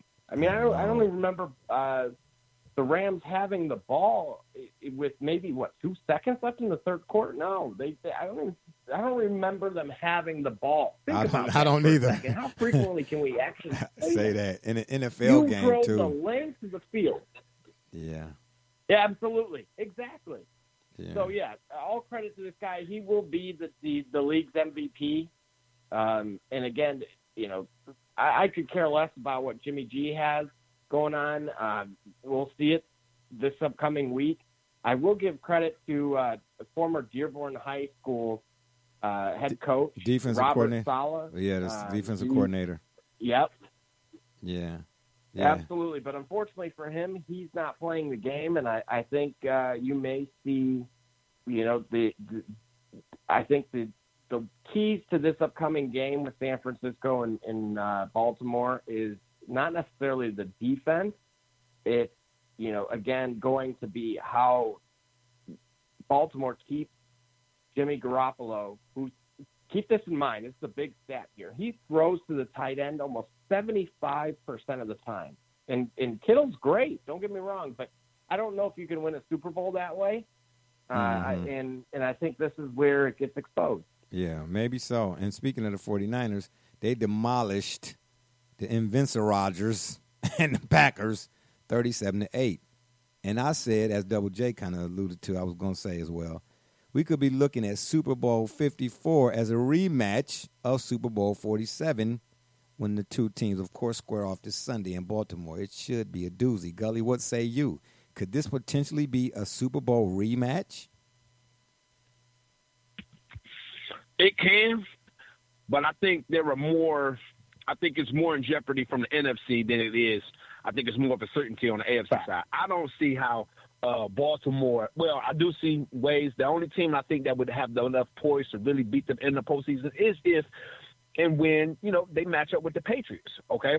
Aside from that, I don't see another team I don't see another team that can really beat them or really give them a real test on all 3 areas of the ball, like you mentioned, offensive, defensive, and then the special teams. Out in the NFC, however, as great as the 49ers look, and certainly they look great, they play great, I don't discount the Saints. They continue to still be there, or the Seahawks for that matter, and that's the division rival.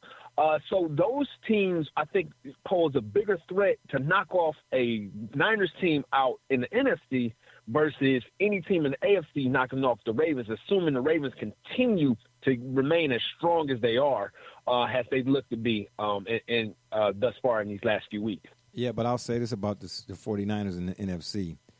Even though they were rolling to the tune that they were rolling to early on, prior to the Packers game, I was still kind of on the fence, like, But after they did what they did to the Packers, I don't think it mattered where they was at. Candlestick, no stick, Baker, man, what you saying, I don't think it mattered. They rolled over them boys and Aaron Rodgers. They made him look real bad. But I'll say this as well.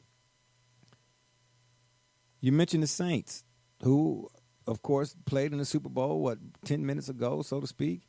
You know, they have a formidable squad as well, like my man Malcolm Thomas and all them cats over there. But here's the thing about the Saints. For whatever reason, it don't seem like the league like the Saints. I mean, they've been involved in some groundbreaking pass interference calls, and I don't know, just something about the Saints. Well, remember, Jay, that the team, the Saints belong to the league. That's the league's team. So why they keep doing them dirt ball, I wonder? Because they sure do them dirt ball. Team. I'll leave that there. Okay, all right. Gambling is a part of what's going on. Okay, okay, got you. All right, I'm just saying, the Saints are definitely capable, but I need to when the Saints get to the playoffs, I'm not looking to see who Drew Brees and them going up against. I'm looking to see who reffing the game. That's all I'm trying to tell you. But I agree with what Gully said. The Seahawks are the team that look like they'll be still talking to them boys in Baltimore. Yeah, that's who look like they got some serious business on their mind. Yeah, and they do. But I'll tell you what, they don't have the depth that the 49ers have. They do have Russell Wilson, because he, too, is an MVP candidate. Him and Lamar, for sure. That's all you need in the fourth quarter in that game. Yeah, they do. And they got weapons over there. But I think that, Double J, who would you say between the Niners and the Seahawks, whose backfield is the better of the two?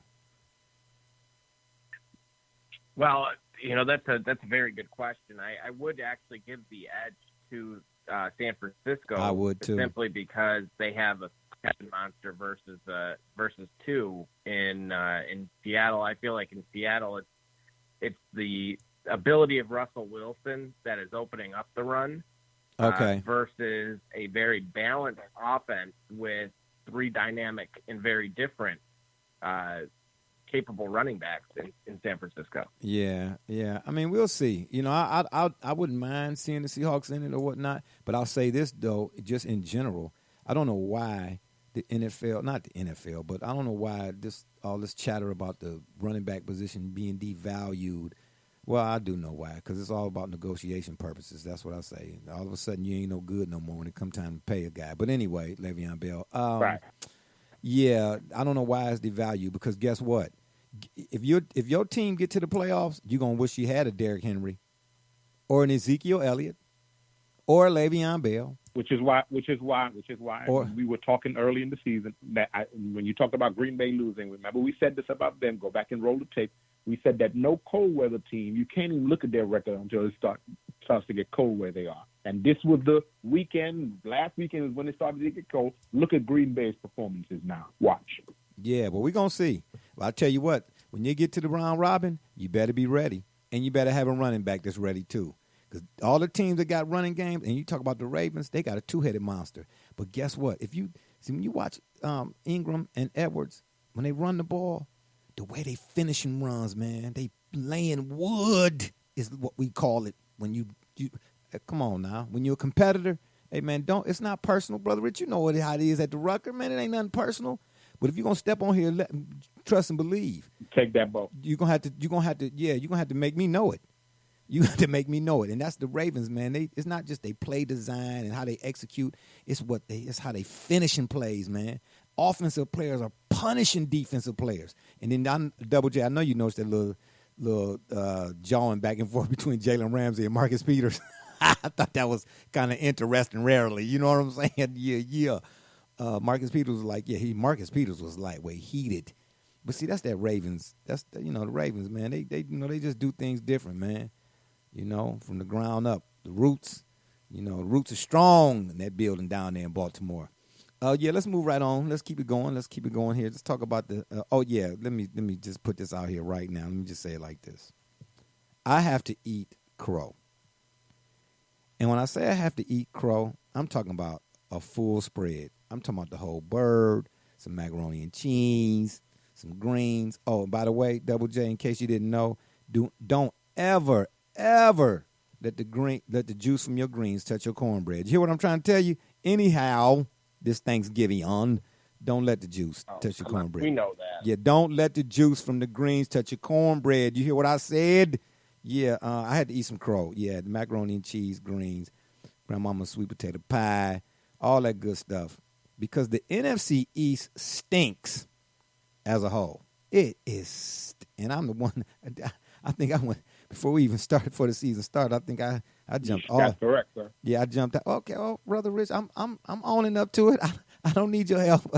I don't need I don't need your help to walk in the fire pit. To leave you out there in the ether. Oh, right, really? Oh, Thank really? you. Oh, now you don't want to leave me by myself. Got you. You left me by myself as a kid, and that dude stole my lunch money. But anyway, yeah, because I'm on record for saying that, even asking the question that the NFC East wasn't the toughest division in football. Oh, Double J, save it. Yeah, it's yeah, it stinks. And I mean, if anything, the Cowboys win it by default.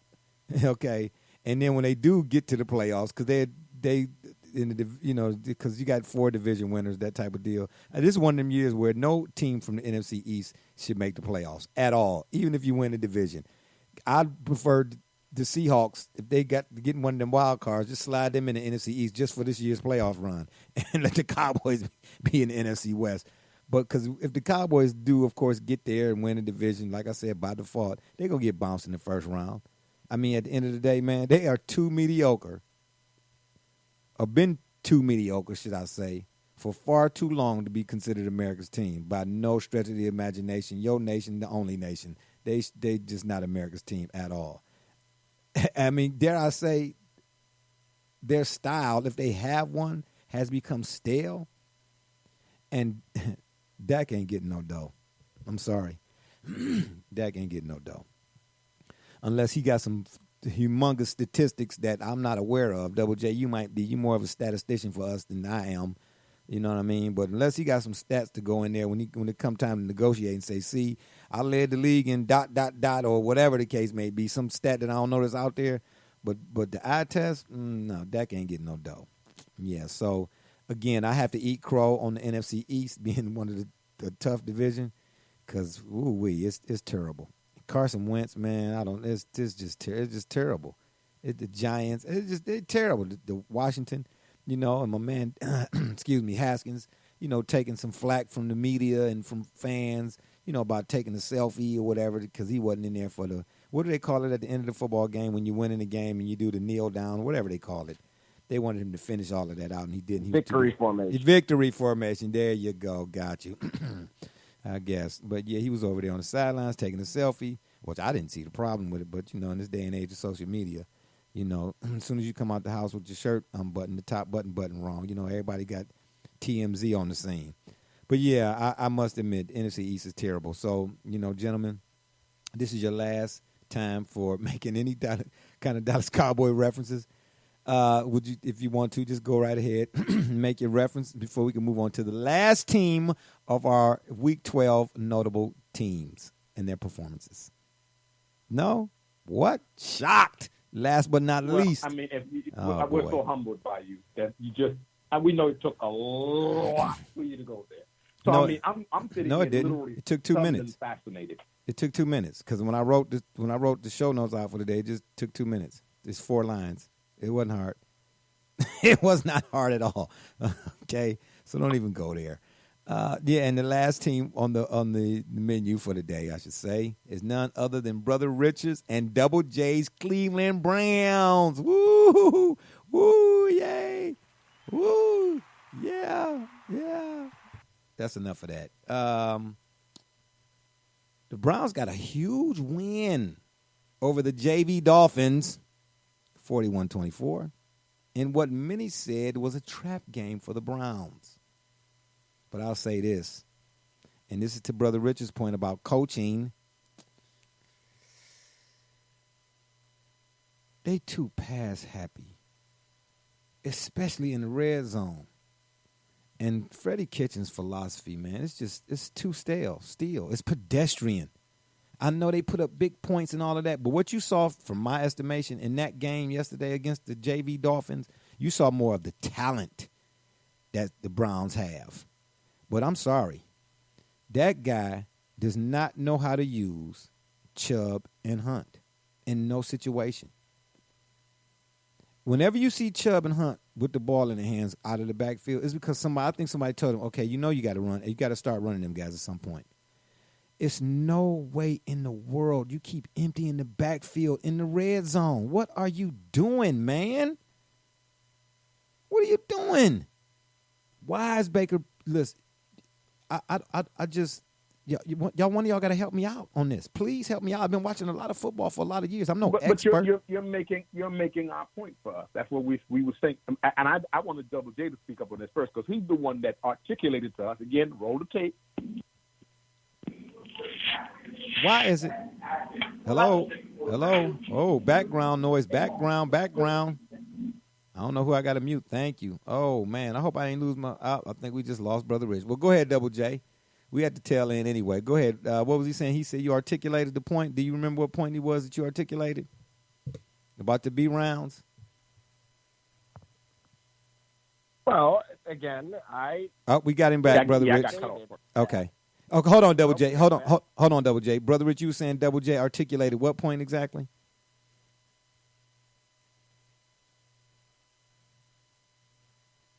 I don't know what happened to him. It looked like he's still here. But go ahead, Double J.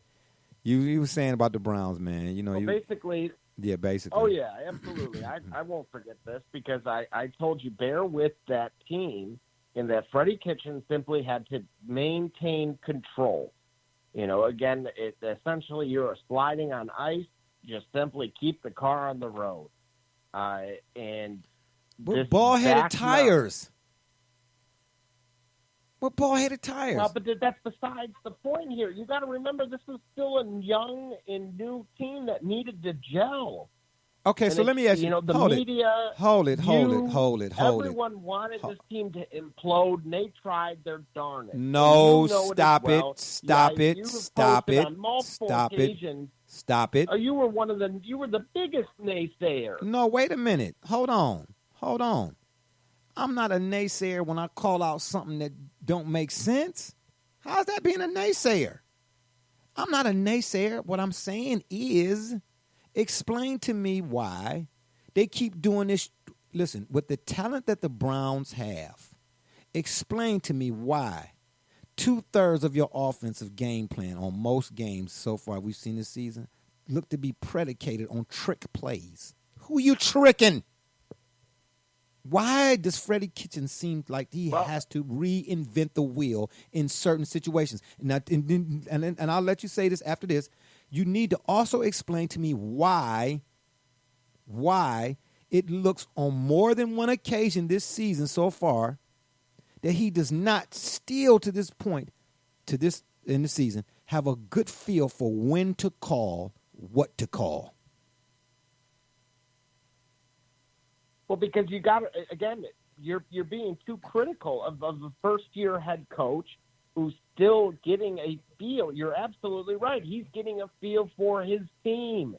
And as regarding the trick plays, he's that's his way of keeping a team honest and keeping them off balance. Oh, it's not a 50% run, 50% pass.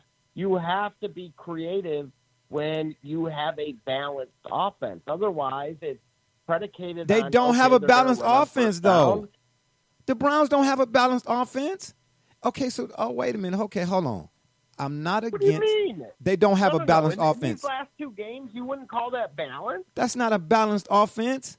Because here, a balanced offense, you just mentioned basically when we were talking about the Ravens and Lamar Jackson, about how the other team didn't touch the ball in the third quarter darn near.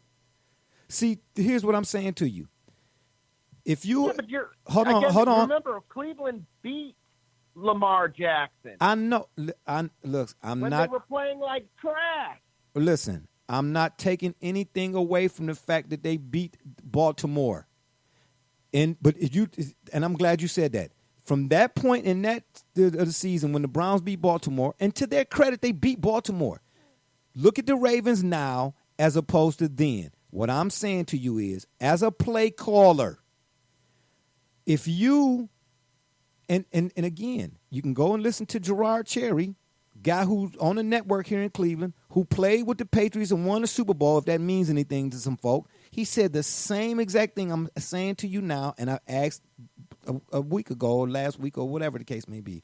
How is it that you're at game 12 in a season, And in games 3, 4, 5, I'm just picking the number here, you still don't realize where your offense should be predicated on. It's Chubb. Even before Kareem Hunt came back in the fold, you use Chubb in as many ways and shape, forms, fashions as possible, and then let Baker throw off of that. Why, if you are in the red zone, because why you think this team is still finding itself, I can show you teams who went from worst to first, and we talked about that, who who had 27 chances from inside the one and didn't score at all. You look at their red zone percentages and all of that kind of stuff, or whatever it is. How you in week 12 and you still look like you did in week 2, 3, 4, and 5 when it comes to situations? Why are you not giving the ball to Chubb? Why is Chubb on the sideline and you inside the 10? Why? In week 12. If you want to say that's the case, or give them okay, we still figuring it out in week 1 or 2. Okay. But week 12, you still don't realize that Chubb is who you need to. That's your identity. If you're going to have an identity, you got the first. I don't believe it is. With Landry and Odell, that Nick Chubb really. They still forcing the ball downfield. Your identity.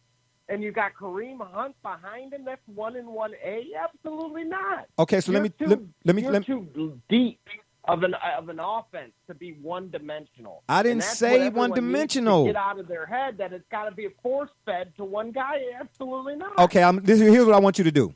The next time you're in Cleveland, Brother Rich, you too.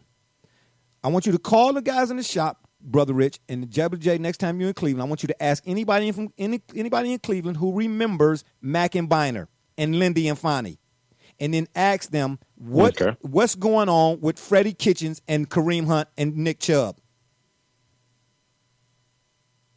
See, because I'm speaking from a historical perspective in how long I've been watching them. Listen, the Browns' success. Go back and look at the Browns' success. Since y'all Browns fans. But that's part of the problem here. We got to take it for face value. When you have look back. Otherwise, we're gonna hit our neck. We got to look forward. Okay, whoa. You have to have some knowledge of the past in order to make progress into the future. But I'm with you. You don't let that knowledge you have of the past prevent you from making progress into the future. You got to know where you came from and know where you're at and which way you should go moving forward. So all I'm saying is this. When I mention the past, I'm not saying from a literal standpoint. I'm saying to you, I cannot speak for how it goes in Pittsburgh, in Green Bay, in Chicago, and all them other cities. In my lifetime, and in my grandfather's lifetime, because he and I talked quite often about this, whenever the Browns have had 2 running backs who were of stellar capacity, for lack of a better word or term, the coaches in those eras that had Jim Brown and Leroy Kelly, then fast forward to my era with Mike Pruitt and Greg Pruitt and Kevin Mack and Ernest Biner, who both were still, if I'm not mistaken, were one of 3 tandems in NFL history to rush for 1,000 yards out of the same backfield. Go look at how they were utilized. That's what works best in this town. When we have 2 backs, and I'm not knocking Beckham, I'm not knocking Landry. Landry's balled out. And I'm not knocking in Joku and none of that. But what I'm saying to you, it makes no sense to me whatsoever that you in week 12 and you passing the ball with 5-6 minutes left in the game when you should be giving the ball to Chubb. That's not growing pains. That's idiocy. Did I say that right? Yeah. No. That, you know why? Because they're expecting the run. That's called trying to keep teams off balance, but at the same time, you're trying new things. Again, we're looking at a playoff run, and we have to establish certain things. And I want to see what happens to Lamar Jackson in December and January, in these later months here, when the weather suggests, you can't really throw the ball with wind, and yet you can't really run the ball because of again, the rain. What? Or the snow. Okay, so and let's see who really thrives, because again, you know the weather. You're in it. And I'm telling you now, having sure hands like a Landry running a slant route or Beckham mirroring the same thing on the other side and being able to have play action because you have Chubb and because you have Hunt, who's fresh, and you can see. And I told you, wait till he comes back, and it's been that. I don't know who I want to start. Okay, so you guys, you keep putting a lot of emphasis on Chubb, but I'm telling you, I'm seeing enough from Hunt that Chubb is the beneficiary of Hunt. Well, hold on, but Chubb wasn't doing. Where was this 6 weeks ago, Jay? Chubb leads the AFC in rushing. Before Hunt got back, Chubb was the AFC's leading rusher. What are you saying? Look. All I'm saying to you is this. But why is that? Why is that? Because they're worried about the weapons on the receiving side. You know, that also indicates that line that you've been questioning from day one since last December. Whoa.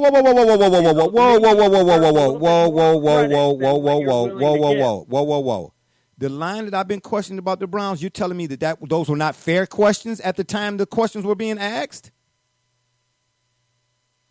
You were asking them 4 weeks ago, 2 weeks ago. Were they not fair questions at the time they were being asked?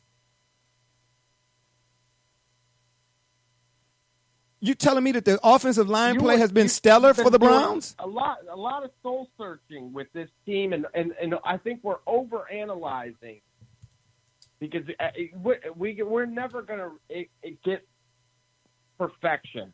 You don't know. Striving for perfection, they're going to achieve excellence. And that's why we need to enjoy the moment because they're going to continue this run. I'm not saying that they're not going to continue this run, but you're telling me. And they're going to get hot at the right time. And I'm telling you, they will be the most dangerous team going into playoffs. Let Lamar and those guys get all the hype train and let Brady's arms falling off as we I speak. know that. He looks like Manning the year that they won that Super Bowl. Yes, but all I'm speaking to is Freddie Kitchens' philosophy. Right now, whatever you see the Browns doing, it is because the talent is now starting to really express itself in spite of him. That's what I'm saying, because guess what? While the Browns for sure enough have talent, which is what I was basing my assessment prior to the season on, which is the very same thing why you saying what they're doing now is what I was expecting from the begin. So we on the same page there. But at the same time, I'm saying there are still, please tell me that you don't see evidence of game management and clock management issues still. See, here's the deal. And this might be a bad analogy, but I'm going to throw it out here. If you're 5 years old and you have trouble tying your shoe, that's understandable. But if you're 25 years old and you have trouble tying your shoe, that's a problem. You ain't learned how to tie you're too old to not know. So how do you go from 1 week to 2 weeks to 3 weeks to 4 weeks to 5 weeks and still Baker is barely getting the ball snapped to him with 0 seconds left on the play clock? Some things, when you get to this point in the season, should not still be the case with you, which is why I asked you on Facebook. I said, let's say they do run the table. Will that eliminate or will it cover up their warts? Because it makes no sense to me. We're talking about ball control offense. Ball control offenses, you see, if no other player throughout the season so far with the Browns that you could count on before Hunt came back, it was Chubb. Listen, Baker almost got, I don't even know the tight end's name. He almost got him killed the other day. His ball placement is not good. It's not good. He got Njoku hurt. He did. You in the fourth quarter, that's money time. That's kill the clock time. You're telling me in the rain and the snow, the best thing to do is pass the ball as opposed to running the ball? And you don't have to just necessarily Metcalf up the middle, because that used to be a thing here. Ask any Cleveland fan. That used to be a mantra here. Metcalf up the middle when we had William Green, Travis Prentice, all them guys. Yeah. Lee Suggs, who was pretty good, by the way, Vitek. Metcalf up the middle is what we used to say. Believe me when I tell you, I was just in the shop earlier today, Brother Rich, and we was talking about the Browns. And you know what they said? They said, man, you can see when the Browns, you can see it coming, what he doing. my whole thing about the Browns has always been when we get somebody from an offensive standpoint and their offensive philosophy. This is why I go back to them years with Mack and Biner and them. Look up Lindy Infante. See, y'all Browns fans, look up Lindy Infante and the offense that he designed. I tell you this. Matter of fact, I'm not going to even go there. I'm gonna keep it right here. Kyle Shanahan. Put Kyle Shanahan back on the Browns sideline as an offensive play caller with the talent we got. Now, I know there's hyperboles and what ifs and whatnot, and that ain't what we do typically, but I'm talking about based on the track record. Let Kyle Shanahan have these players. He worked wonders with Brian Hoyer, worked wonders with Matt Ryan. Everywhere Kyle Shanahan go, he know what to call and when to call it. I'm not saying the Browns won't run the table. They got a better than 95% chance to run the table. But I don't see and again, y'all know me, I always talk about the player this and the player that. I'm talking about the coaching now. The very same thing you and Brother Rich always been pointing out to me every time we be on the show. I'm putting it all at Freddie's feet. And I'm saying to me, you ain't learned nothing from week to week. What film are you watching? He wants to make Baker a passing star because it's a pass-happy league. We talk about Lamar Jackson. Yep. We talk about any other. Brady's arm is falling off. That's for sure. That's for sure. Because them 2 tripping calls against the Cowboys were suspect. Real or not, they were suspect. But at the end of the day, if you look at what Lamar Jackson is doing, it's not so much him as the individual talent as it is. Look at the situations that the Ravens put him in.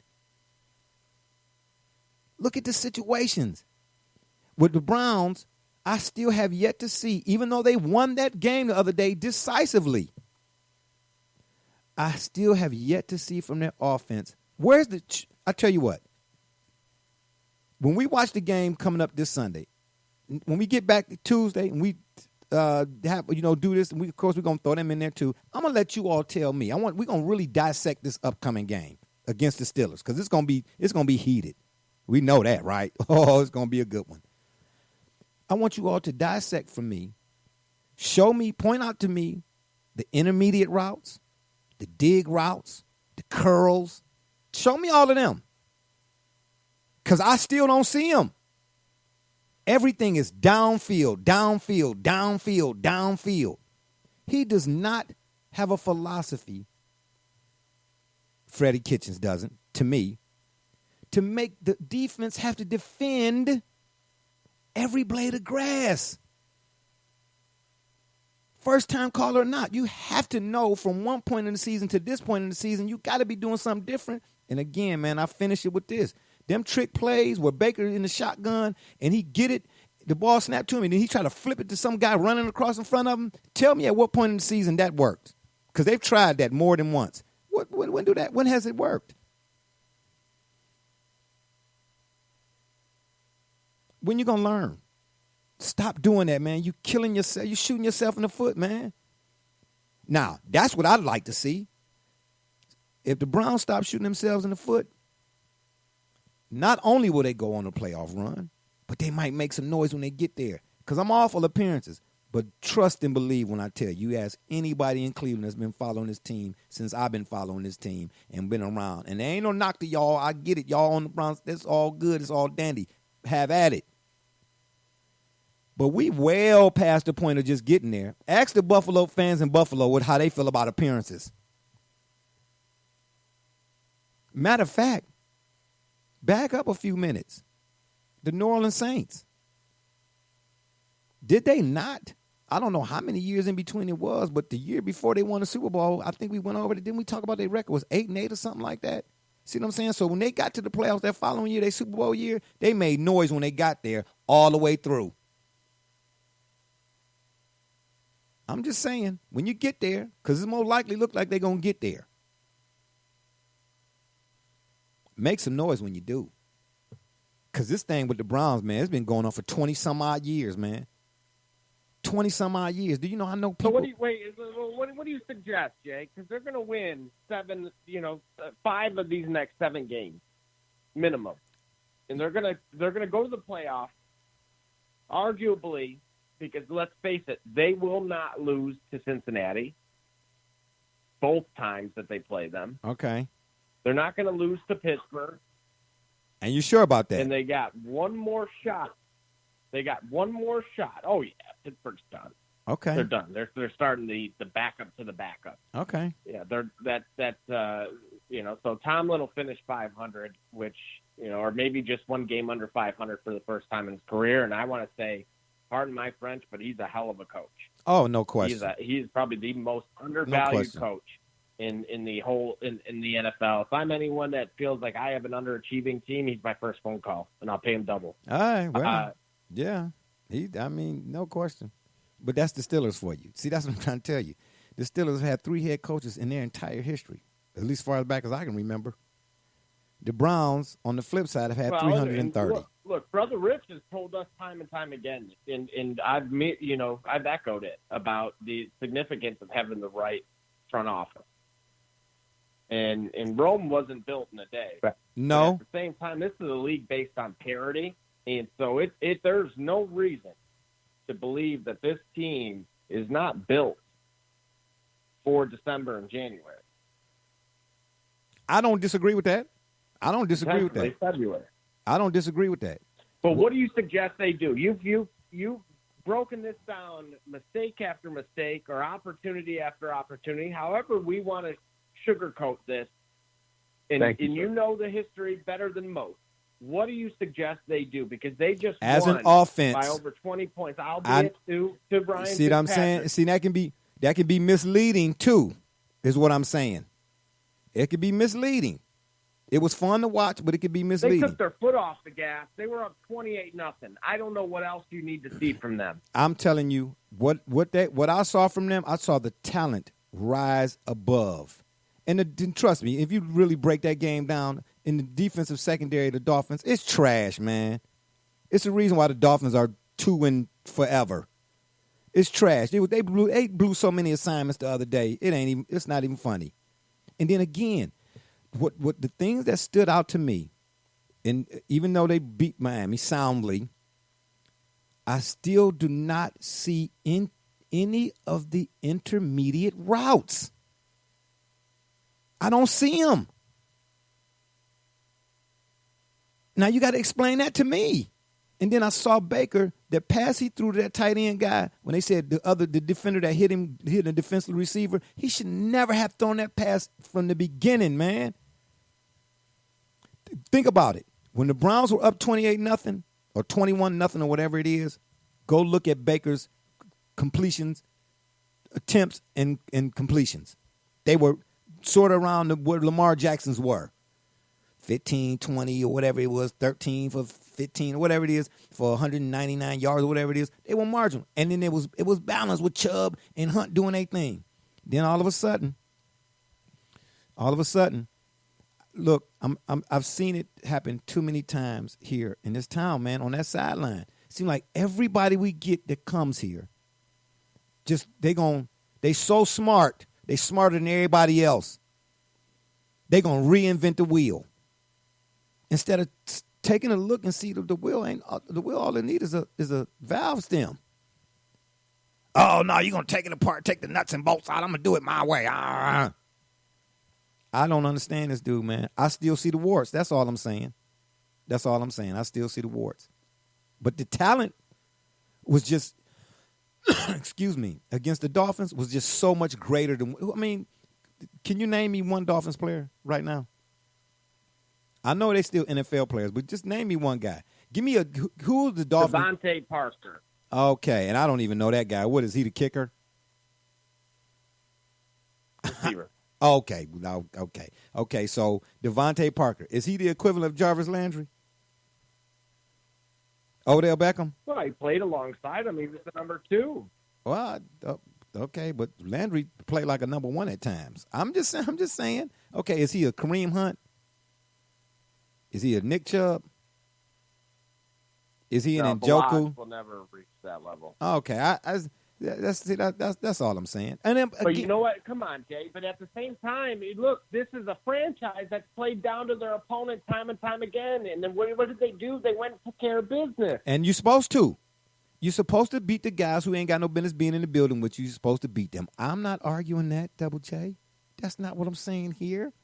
What I'm saying here is, if you really, really paying attention to what Freddie be calling in certain situations, nothing looks different. In that game the other day against the Dolphins, I saw Odell snatching stuff, Landry snatch. The talent was just bound to determine we're not about to let these dudes beat us despite the play calling. That's what I saw.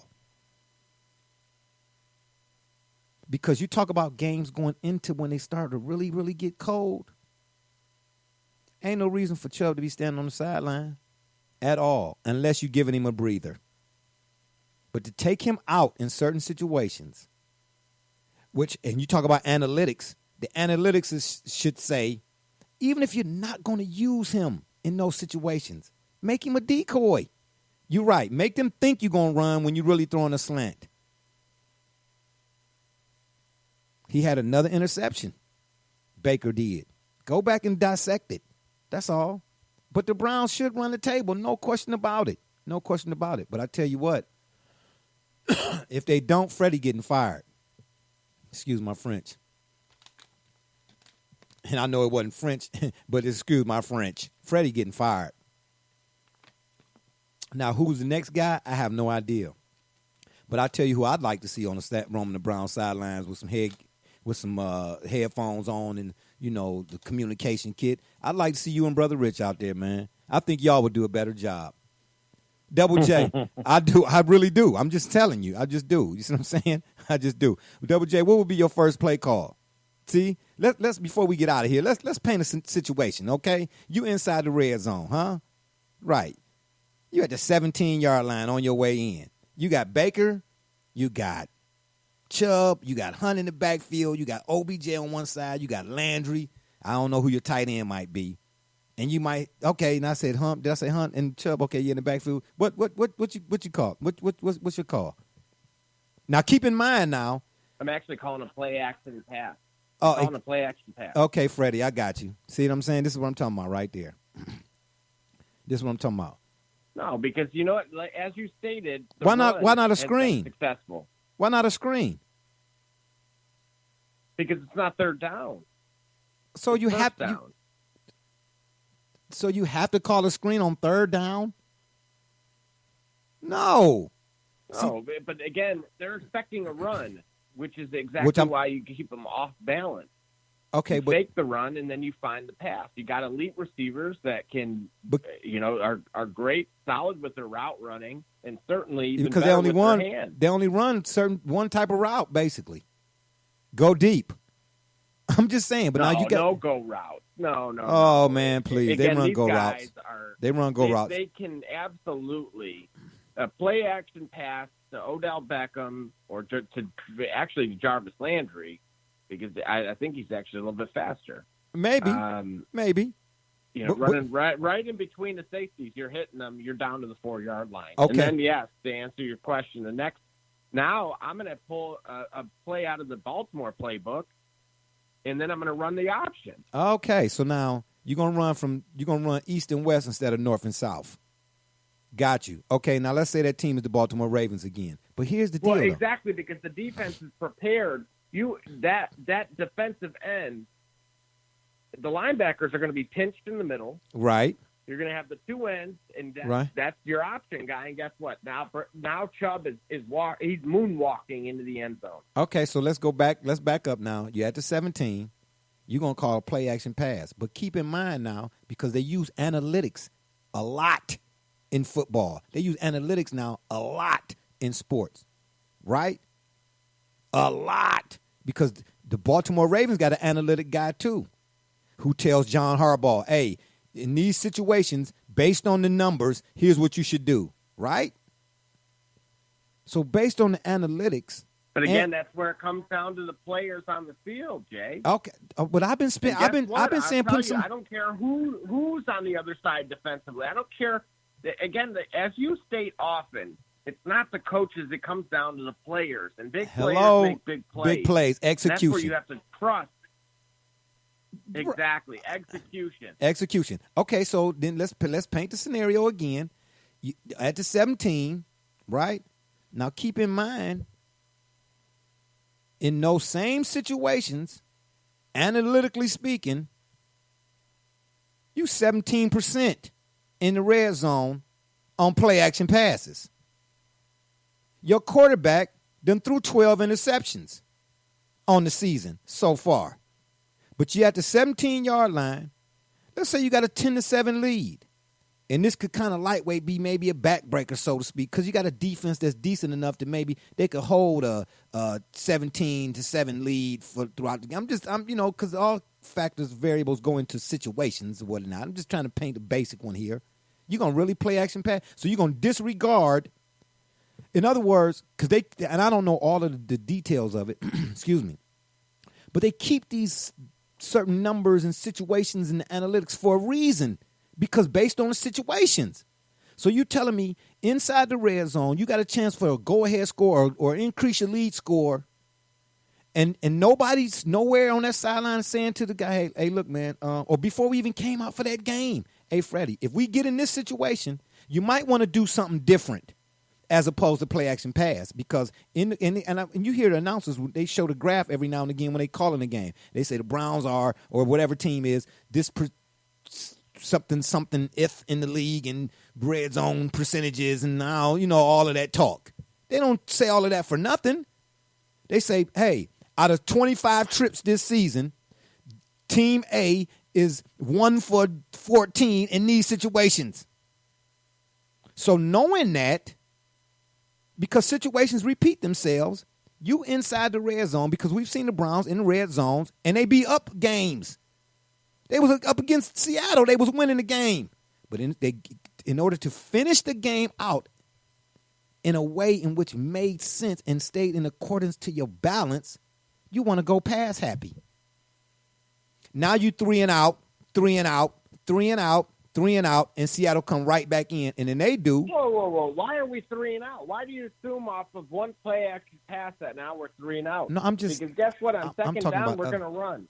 Now you become predictable. The best rusher in the AFC, as you're stating, correct? Right? He's the best rusher in the AFC. He's the best rusher. So we'll give him that, and we're going to say we're going to pick up 4.5 yards, maybe 5. We'll just go 4. So now we have third and manageable. And then what do? We're going to bring in Kareem Hunt on third down because he's a better pass catcher. And additionally, we're going to run that same screen pass that you asked for, and you know where we're at? We're now at the 4-yard line. Yeah, got you. But guess what? If you ran that screen and the blocking is set up right, you score from the 17. I'm just saying because guess what? 13. I'm being realistic here. What you mean? You don't what happened now? You haven't. Hold on. Whoa. I'm waiting. We need to pull up the numbers, and I want to see the data that people are scoring off of screen passes on third and manageable. I want to see how many. No, I didn't say third and manageable this season. I didn't say third and manageable. You said third and manageable. I said you're in the red zone at the 17-yard line. It's 1st and 10. And here's the killer part: you could do misdirection even, because on second down when you run. Because you failed on first down with the play action pass, you don't think the linebackers is pinching? Even against the best rusher in the AFC, you still giving the defense an advantage because now you become predictable. You can be unpredictable without all the trickeration. That's all. It just amazes me, man, that they keep going to these empty sets.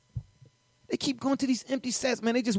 They want Baker to be Aaron Rodgers or Brett Favre. They want him to live up to that for whatever. And Freddie done made, and again, I'm just quoting Gerard Cherry on this. I really am. You can go look it up. He said it. These are not my words. He said, I don't understand.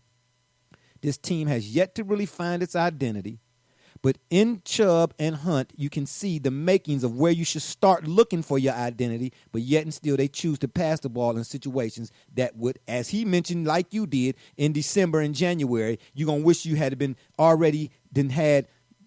doing that so that it's not new to you when you get to it. That's all. Gerard Cherry said it, not me. I'm just a messenger. Are you sure? Because like you said, the analytics, right? Yeah. And so when you do it, it doesn't mean it's going to be ineffective. It just means it's going to be less predictable, which actually would be what you genius. want. Because you want less predictability. 4 yards plus per carry, and the statistics are showing that you're going to throw that play action pass, but instead, you're running, between the tackles. As you stated, they're now in a dime formation with too many defensive backs on the field. And now they are maybe in the end zone, or at the very least at the 4-yard line, first and goal. I'm throwing the screen. I'm going to send Hunt one way and have Chubb come back the other way. I'm going to send Chubb one way and have Hunt come back the other way. So, excuse me. Sorry about that. It's a family show. I hope y'all didn't catch that. Whoa. Yeah. Now you want trick plays? Now you're saying trick I'm plays. saying no. I didn't say that. I said I'm going to make the defense think it's either going to be Chubb or Hunt, but I'm calling the screen. But in other words, I'm under center, and when I get the snap, bam, I'm fake pitching right to Hunt and roll left. I'm start right. You know how they do the roll out and then they spin back the other way. Make folks think that it's coming right, get the defense going in that direction, and then I'm then brought Hunt from the other side of the formation across, and then when I come out my spin left, bam, there go the screen. The blocker set up, boom. Or vice versa, flip it. Man, come on, man. Double J, do you know I was down the man champion 27 times in a row as a kid? I won down the man. Now, I got hit a couple of times where folks was asking me like, hey, man, you all right? I played with, older dudes back then. Man, you okay, little brother? You all right, man? You okay? How many fingers, man? I was like, Tuesday. It was like, oh, man, you got to go home, eat some cereal, man. Come back at us. But, yeah, I was out there, Double J, 27 times, baby. Check my records. But anyway, we getting ready to get up out of here. I see this conversation will be ongoing and will continue. You and Brother Richard are Browns fans. I hope y'all get to the parade. You know what I'm saying? Right. That's something that Browns fans, all my life been waiting on. So, for my grandfather's sake, if nobody else's sake, I'd like to see them run the table. And when they get to the table, I'd like to see them eat heartily. Happy on the Thanksgiving side. Turkey, gobble, gobble. Good stuff, fellas. And on that note, it's been fun, but we got to. Rich and I'll have a plate. That's for sure when they're at the table. That's fine. I'll go to Boston Market. I ain't y'all. I'm not. Y'all. You're not hurting my feelings. You know what I'm saying? As long as I eat something. You know what I'm saying? Beggars can't be choosy. Yeah. You know what I'm saying? It ain't like I'm hungry. I'm talking about some. Hey, I got a peanut butter sandwich for you. I don't want that. Well, then you ain't hungry then. You know what I'm saying? I hope y'all have fun at your turkey day. You know what I'm saying? When y'all little house shoes, your little bunny slippers, your little Yuletide and your eggnog and all that good stuff. You know what I'm saying? Well, meanwhile, I'm over here drinking Aquafina. Yeah, y'all know nothing about that, baby. And on that note, it's been fun, but we got to run. Appreciate y'all for listening. Don't forget to check us out right here on the Spreaker.com network. You go to Spreaker and you type in the search box, The Shop Report. Or you can check us out on our Facebook fan page, Twitter, Google Podcasts, Apple Podcasts, Spotify, and give us a follow or subscribe to our YouTube channel. And we are in the process of adding the platform or the podcast to tune in. We'll keep you all tuned in on that. And, of course, you can always send us an email to shopreport365@gmail.com. Let us know if there's anything y'all like to discuss, any changes we can make to the program, topics, all that good stuff. You know what I'm saying? And if that don't work, Google it. From a man's from up, I started to say from a man's from up north, but I'm not going to even give you that title no more, Double J, because you've been going back and forth with me here lately. I'm just saying my man from the NYC, a.k.a. Rucker Park. Be rich. My man from up north, I'll give it back to you, Double J. And all those who support us and follow us, you know what I'm saying? Because at the end of the day, man, real talk, we are of the people, not above the people. We say thank you. Barbershop J. And remember, the next time y'all want to know what's really going on, man, come to the shop. You've been listening to the Shop Report. Holla. Y'all like that? Yeah, a little twist of fate, baby. Peace.